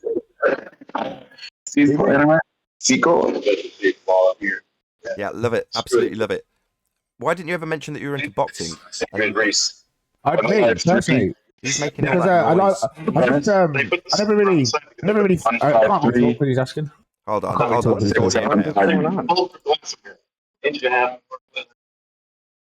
Dick with their mic wide open. Who's that? Got him. It's all good. So Nathan, I'm curious. Curious, Nathan, if you'll listen to my argument that the Earth is not flat and see if you can rebut it. Yeah, it wasn't me. You have no argument. Nathan, I've done boxing from an early age. I've done boxing from an early age, Nathan. You asked me that earlier. I couldn't talk because I was talking over us. But I've been paying attention to the show for quite a few weeks now. I've been watching every show. I've been watching. I've been going into debates and stuff with Jem Panda Serve and stuff. And exactly how Arwin was acting, as you guys say, they rather just argue about the fact that, I don't know. Let's say the question's malformed. They'll say, but they won't explain why the question's malformed. They'll just say it's malformed, and then they'll complain about me asking the question. When I ask them things like, you guys, well, I've learned from you, Nathan, you're saying that the refracted point from the trigonometry, where the people are drawing from the horizon, it's an apparent position, and they're not accounting for it in their maths with the tangent line.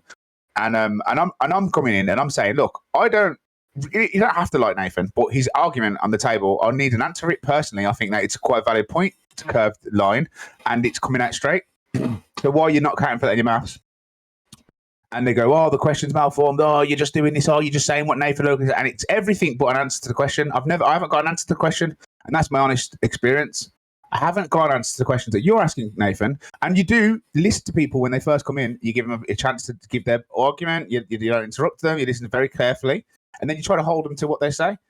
And then, like Wiggles, just to demonstrate it. I mean, even if you think Nathan's wrong, even if you don't agree that the way he's broke down that time is an independent variable, if you don't agree with that, then just explain why you disagree with it, rather than just saying, okay, let's move on, let's change subjects. Because I like Nathan's saying, you've been defeated and you want to change the subject because you don't want to concede that you're wrong.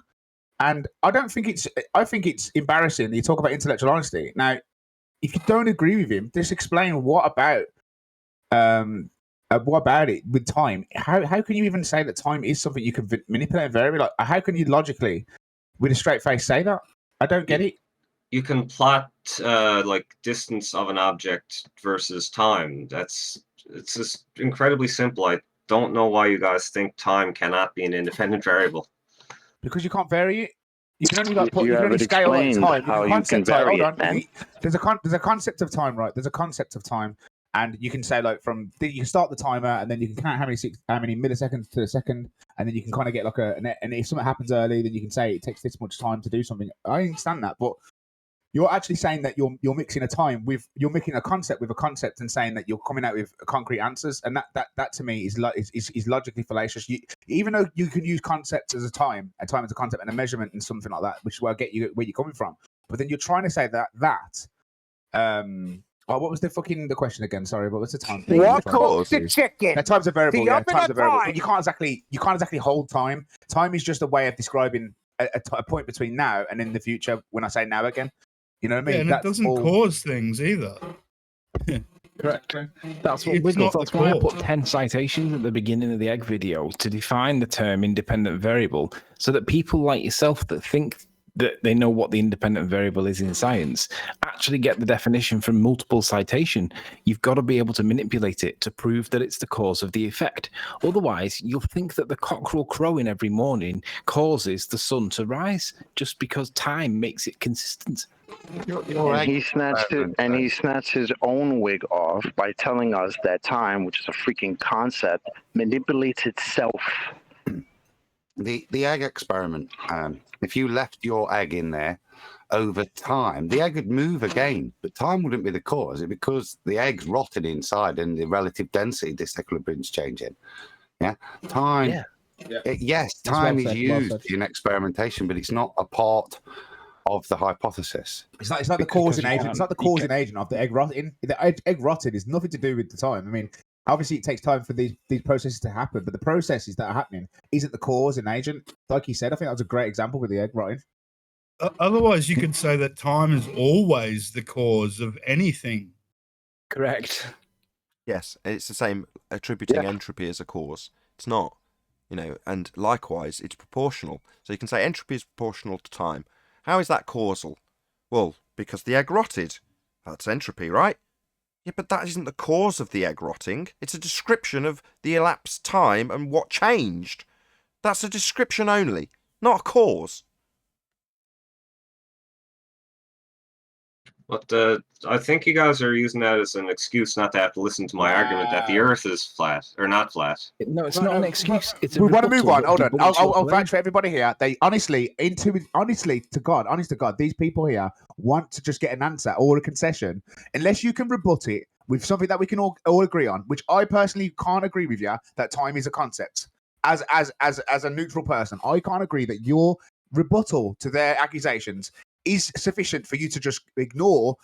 You have to either concede that you're wrong, or you have to give us something sufficient to explain how you can give time a concrete a concept. If you can't do that, you can't move on. We will gladly move on, but the only thing that's stopping us moving on is your intellectual dishonesty for facing the first step. We'll get past the first step. We'll get a concession out of you, whether it is a concept that you can give concreteness, or you understand how you can't verbalize it or make a coherent sentence by saying that the concept of time is actually a variable that you can manipulate.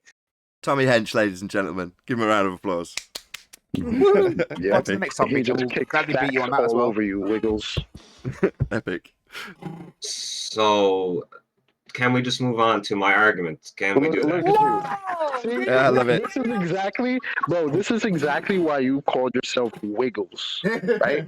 Just like my intention this is what you do. Here, you're a little fish wiggling out of every situation you put your damn self in. But does this not ridiculous? Does this not make you appreciate how good? Does it not make you appreciate how good Arwin's Baldwin impression actually is when you see this happen? Right? Yeah. That's why it's so annoying. I think you guys are using excuses not to have to listen to the argument. Honestly, you think we use excuses? That's a valid thing that you think. Now, regardless of what you think, if there's a question on the table that's £1 million, and we want to know what you would write down for that £1 million question, and it was, is time an actual? Can you vary manipulate time? You would put down yes for £1 million. Is that the honest truth that you would put down on that piece of paper? Because everybody here would disagree and easily put no, and it's not a difficult thing for us to admit that we would never try to verbalize something such as time as a concrete thing. We know that, like people have said to you very clearly, it is not time itself that is actually. Oh my God! You go on and go on. Because I'm just waiting for you to concede or reject or give us a good rebuttal because you want to move on and I want to move on as well. So I'm trying to help you move on. But the reason no one's going to allow you to move on his room is because you're showing you're not giving us an answer. So when other scientists, like physicists, measure, like doing kinematics, and they measure distance of something versus time, is that invalid? Is that well, to a technical degree, when you give time and you say you can manipulate and vary it, well, if they say that, which they probably won't, they probably use a time as a one of the variables, but not a variable you can manipulate and control. Do you understand? Because time. No, I asked you, is it invalid when they do that? I'm telling you that the way that they're probably wording it is correct, but the way that you interpret it is incorrect. Your interpreting it is that they're actually very manipulating time, but they're probably putting it down on the paper as such, like it's one of the parts of the experiment that they use is a time from a point from now, point later to see the changes over time, but it's not the actual causal agent. You need a wiggle. Right, this is Tommy, very, very simple to understand, right? It doesn't cause the egg to rot. We can see it rotting over time. No, can you please just give us an answer, because we can move on then. If you really truly want to move on to the flat Earth model stuff, which we all want to hear, then just show a bit of common sense and a bit of maturity, and give us an answer to the $1 million question, whether it's actually the actual cause agent or not, if you agree or not. And stop being difficult. Just give me if there's a £1 million question on the table, please tell me what you would put down. Don't tell me what you think about me or what you had for breakfast this morning. Yeah, if there was a £1 million question and the question was, can time be an independent variable, I would say yes, it can be. Well, you're losing $1 million. Okay, right. You're a friggin' moron. You fell fifth grade general science. Oh my God. So I came in here with an you fail argument. fifth grade general science. Do not feign exasperation to the Lord and Savior. Yeah. You thinking time can be an independent variable? Time doesn't cause anything. You daft muppet. Yeah, I've told him that. Put a hypothesis with time in. Identify the independent dependent variable. We'll all laugh at you. There's another guy here saying Floyd says time is an independent variable and millions of experience. No one cares. Experience, millions of experience. Time is an independent variable. What does time cause? What is what? What does time cause?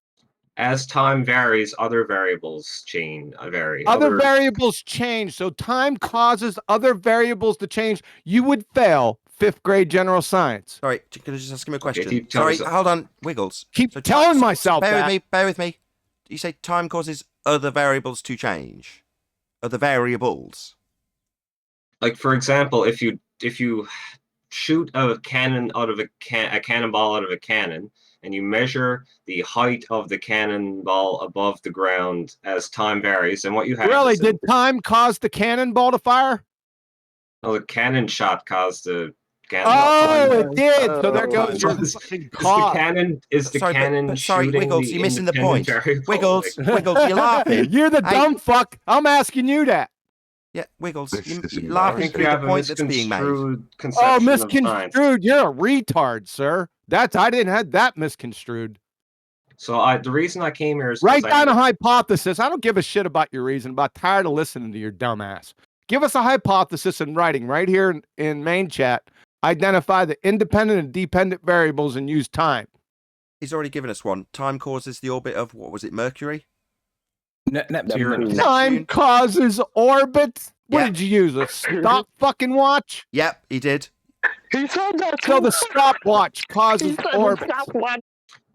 The reason I came in here. The reason, shut the fuck up. Every time we get to the devastating, humiliating demolition of his point, he decides to tell us that he's got an ulterior reason to be here rather than concede his error. So you guys keep telling yourself that, but the reason... No, we keep taking apart your argument, and you keep telling us that you've got a different reason for being here when we pull apart your argument and point out that time's not an independent variable, therefore your claim wasn't science, you are in fact wrong. Maybe tell us that you've got a different reason for being here as a response to that, rather than acknowledging a single word that about 5 people have said to you. What if I had a different reason for... well, maybe ask me about what about that different reason, rather than acknowledging that you didn't have science. Time's not an independent variable. You don't know what science is. You produced a Texas sharpshooter fallacy. Didn't know when and where your claim even was originally claimed. You got everything, literally, that you said here wrong. Maybe now ask me. Maybe make the 9th attempt to detail how you had an ulterior, maybe a higher motivation for being here than acknowledge your devastating ending to your argument. I think you're using that as an excuse to not. Mate, that's about the 12th time you've said that I'm using it as an excuse. What, an excuse to take your argument apart? You've used that excuse to say. Hold on. You've used that excuse earlier to say that we're using it as an excuse, but all I'm asking you is for a more definitive explanation of why you think time actually causes stuff. Because you're actually saying yourself, you think the cannon shot the cannon, which just goes to show that you're double speaking. Because the cannon isn't what caused the the time isn't what caused the cannon to shoot, and then you understand that, but then you're also saying time over time other things react, but time isn't the causal agent. Do you understand that? What we mean by causal agent, like it actually itself isn't causing nothing. It's just that I think you're time confused. is like a window. Time is the window that we look through, but the things that actually causing things, the egg actually rotting is a procedure that it's going through. There's like rot going on. That time is not causing the rot. It's the chemical makeup of the egg, something within that acts as a biological, physical thing that's causing it. But time isn't the actual causal agent. Do you not get that? I want to go back to his question because I tried to get it out before and I couldn't. Just bear with me.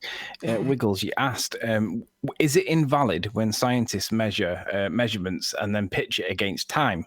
The answer to that question is going to follow with a question that I want you to directly answer. Don't deviate away. Do you understand the difference between a correlation and a cause? Yeah, they often say correlation is not causation. So you can, like for example, on Google, you could plot number of males born over a year versus number of times the bus stops at a certain bus stop, and you could say those two are correlated. They don't cause but obviously one doesn't cause the other. Right. So when you said, is it invalid when scientists measure things against time? The answer to that question is it's correlative only. Now, if you understand it as you've demonstrated you do, you've got to accept that correlations are not causations. That's not science anyway. But, that's what I'm saying. That's not natural science anyway. Plotting shit on a graph is not frigging science. That's what I'm saying, but we're trying to establish, does he understand what an independent it's variable not is? science. You don't even know what a hypothesis is, for fuck's sake. Can we have an answer to the question, test an please? experiment and revise if need be. No, it's not.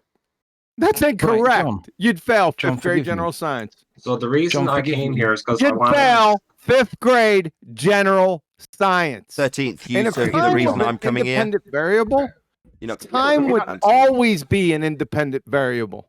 Always. There would never be any experiments because time Wiggles, John, causes forgive me. everything. You can't get rid of time, you numpty dipshit. So the reason John, I came here. Wiggles. We're not moving on until you please give us a alternative answer to why time is actually the causal agent, or you can see that you was wrong in your interpretation of what was being said, and then we can move on gladly. So please stop saying that and stop saying we're using an excuse because the only person who's not answered the question since I got involved, all I've tried to do is get an answer to the question. I don't care about your feelings, why you're here, what you think I am here, whether your dick's big, whether you had a breakfast. No one cares. Look, Thank you. what the question is on the table is very simple, very clear, very concise. Okay, thank you. Do you agree Thank you. that time causes the agent? Thank you. Sorry, Anthony, what? Anthony, go ahead. Well, the independent variable doesn't need to cause the dependent variable. That's where you're confused.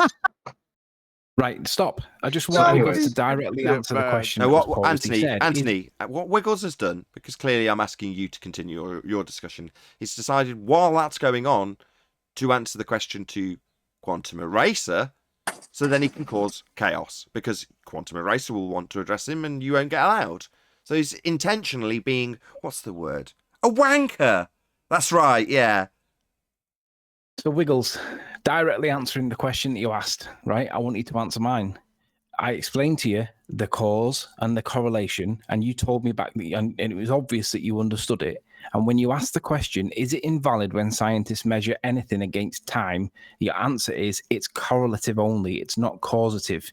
Do you concede that time cannot be a causal agent? Yes or no? Okay, so do you think that when they measure the height of a projectile on the ground versus time, do you Wiggles, think it's a that yes that's just or a no. randomly?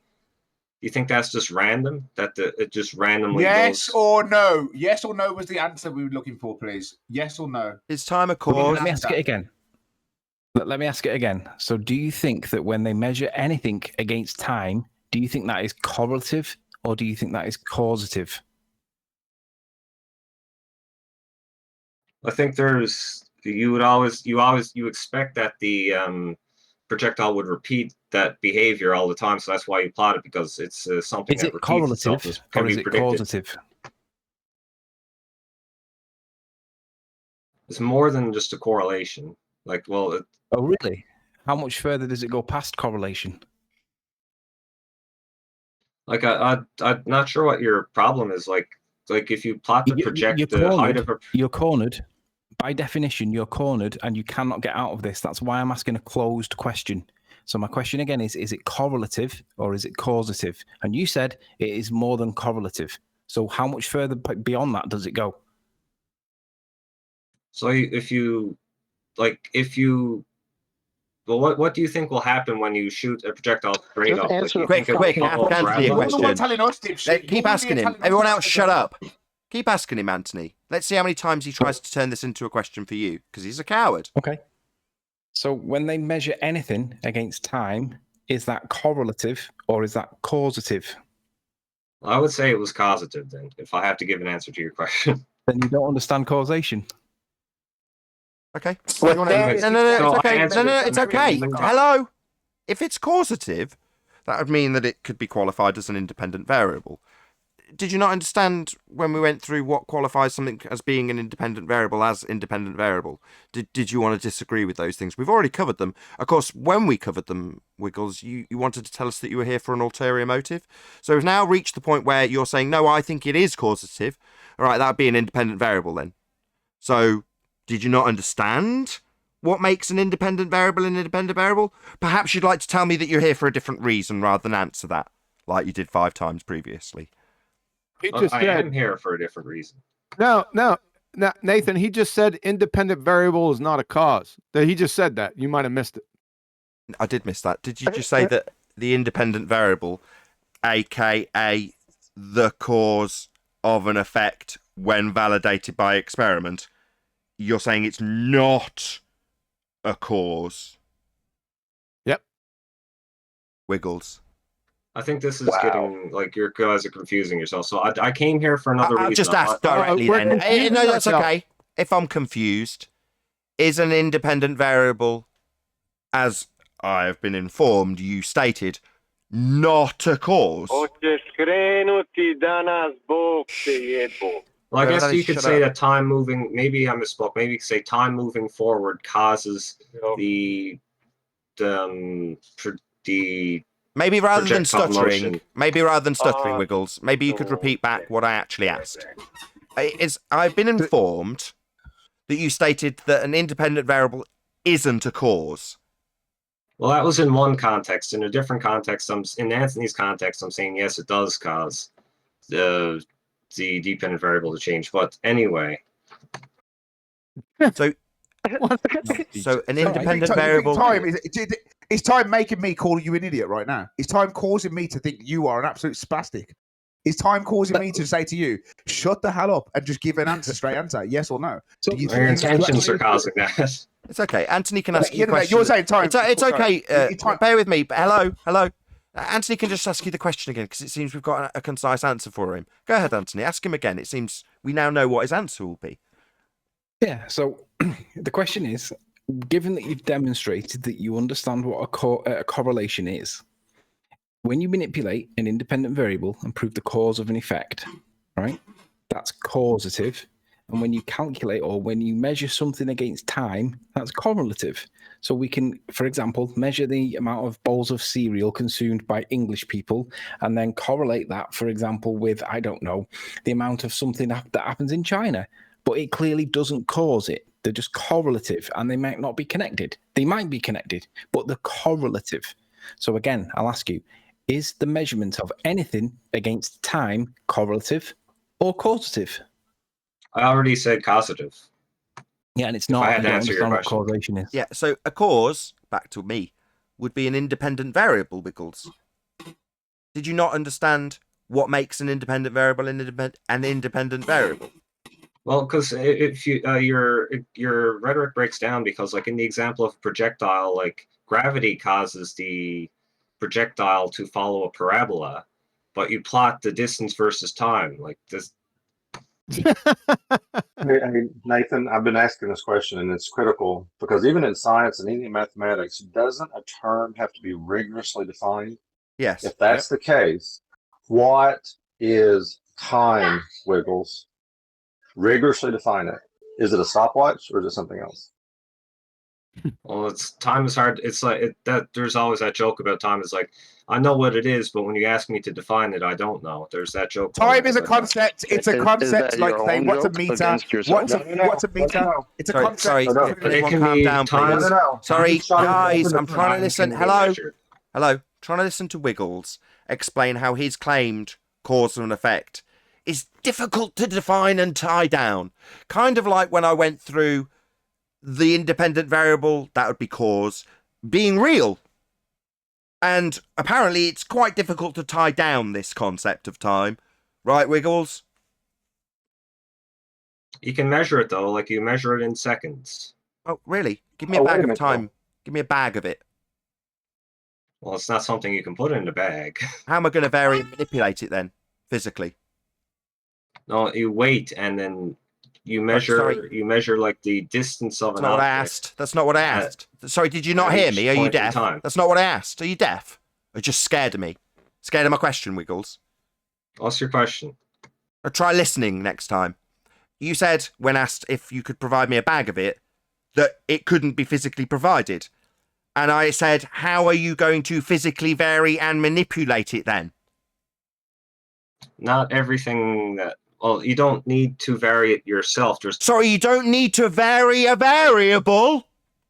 You don't need to vary it like, you don't need to have a knob that changes time forward and backward in order to... Oh, really? Well, then it's not a variable.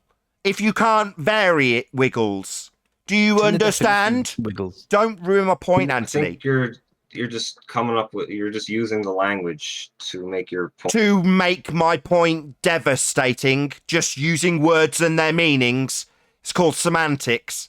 Yes, I am. Semantically and factually, I am correct when I say time is not an independent variable. Why? Well, because as you've correctly identified, Wiggles, it can't be varied. But what's that? We don't need to vary it. What don't we need to vary? We don't need to vary this variable, Wiggles. It varies itself for us. Oh, I see. You're a clown. So time varies, does it? Sorry, Wiggles. Wiggles as a follow-up question. Maybe rumpus it. So time varies? Really? So can we move on? Because sorry, did you not hear my question? Are you scared of my question? Are you scared of my question? I asked you if time varies. No. Nathan, I think you are. I think you're ignoring my question. I'll ask it 5 more times. So, Nathan, Wiggles, does time... You're going to chant through it? 6 renditions? So, does time vary, Wiggles? That seems to be what you're asserting. It varies naturally. Time varies, does it? And I think you're scared of my argument. You don't seem to be responding to my question about your claim that time varies. Are you scared of my question? Someone who's scared would say. I see, so it's going to be a question about who's scared. You are asserting that time varies itself. So definitely not being varied and manipulated by a researcher in an experiment. So definitely not an independent variable. It doesn't qualify. But I'm intrigued at your notion that time varies. Do you want to explain your claim that time varies? 7 times. I think what you just said is exactly what someone who's scared of an argument that the Earth is not flat would say. Oh, really? I'll say it an 8th time then. I'm interested in your notion, Wiggles, that time varies itself. That's an interesting notion. Could you explain it to me? I don't understand, Wiggles. Maybe it's because I'm a flat earther like you've just... It's actually because... I'm quite terrified of this, Wiggles. Please tell me how time varies. Wiggles, is it you giving me a headache or is it time causing it? Because I never had a headache, but 6 times passed and you've been talking, Wiggles. Shut up! Hello, shut up! Is the cause of Hello, Wiggles.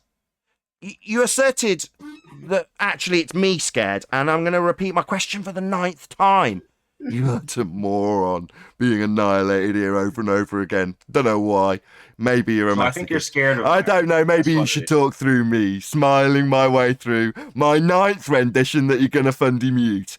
That you seem to be under this misapprehension. I'll make a declarative statement that time varies itself. Whatever do you mean, Wiggles? Oh, sorry. Was that not a scared enough tone for you? I mean, well, whatever do you mean time's varying? I think what I said is quite simple to understand. Yeah, you said time varies itself. And then you measure it as it varies itself. Sorry, time varies? Whatever do you mean by that? That's the 10th time I've asked. If you have a stopwatch and you sit and wait, you look at the minute hand or the second hand on your stopwatch as it rotates around. That's called elapsed, as opposed to variations. Does the time vary on that stopwatch then? I'm very confused now. Well, sir, if you want to say it elapses, sure.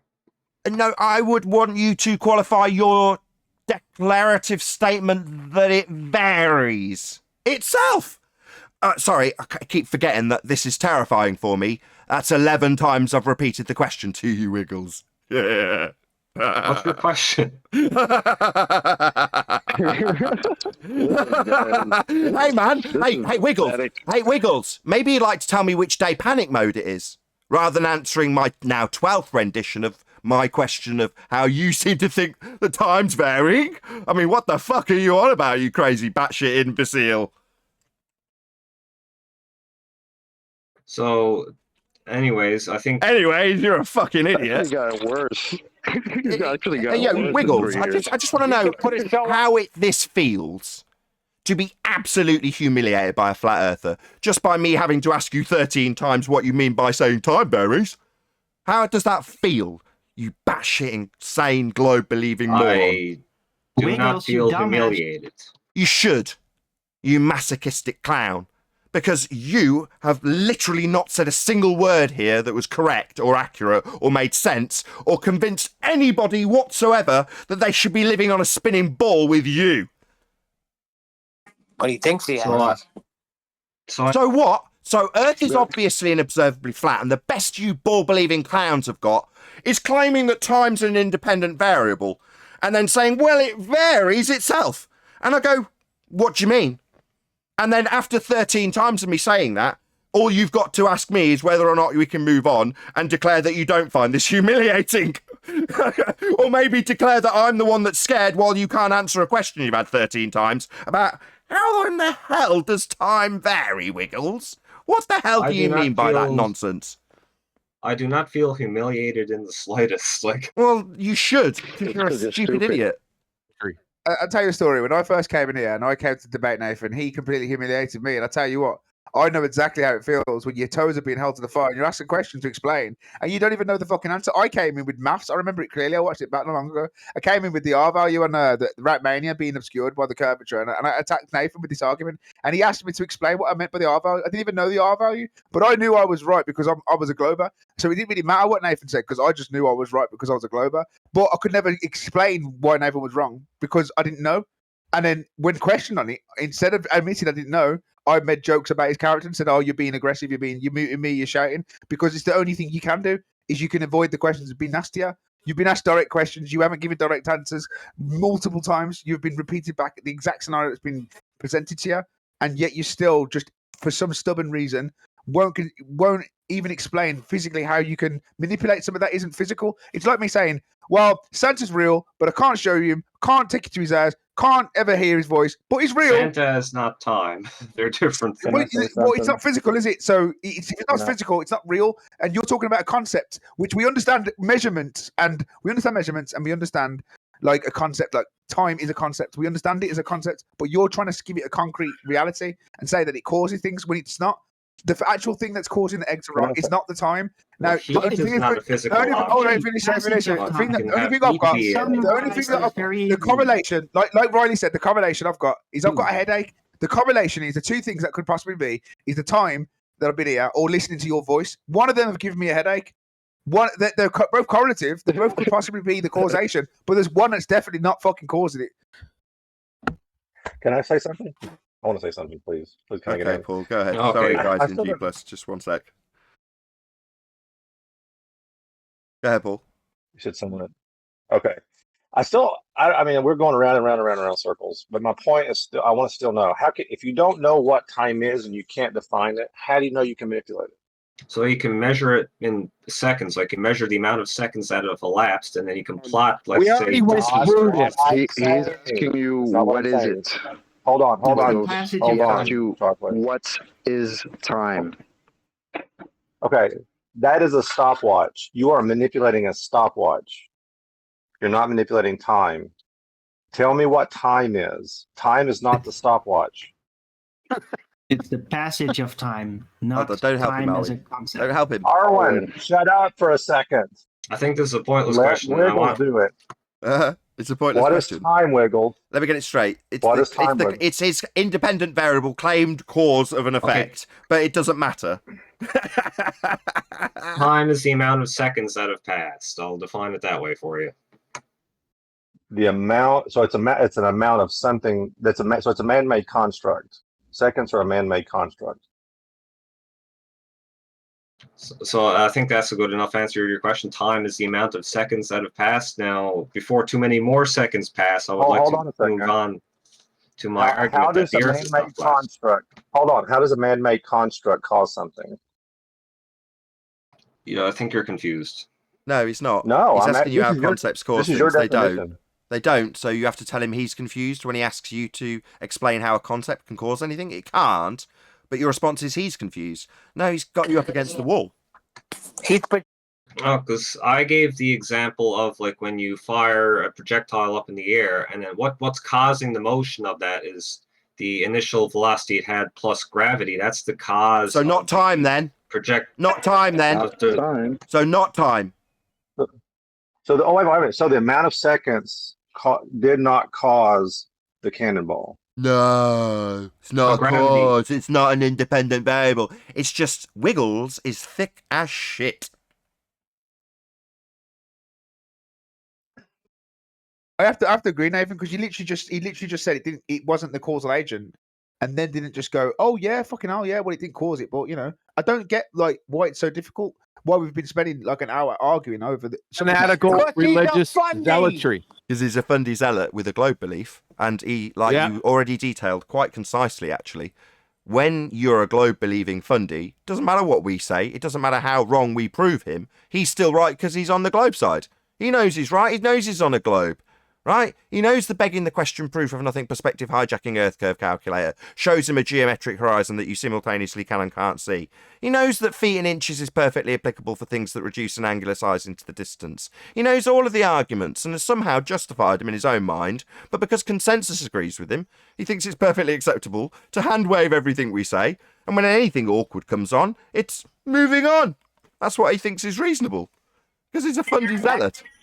Excellent summary. Well, Nathan, I could never say things as well as profoundly as you and be as consistent and tracking as you do. And same as QE as well. You guys really do dissect these delusions, and I'm glad you've brought them to the forefront because they are fucking really, really well hidden.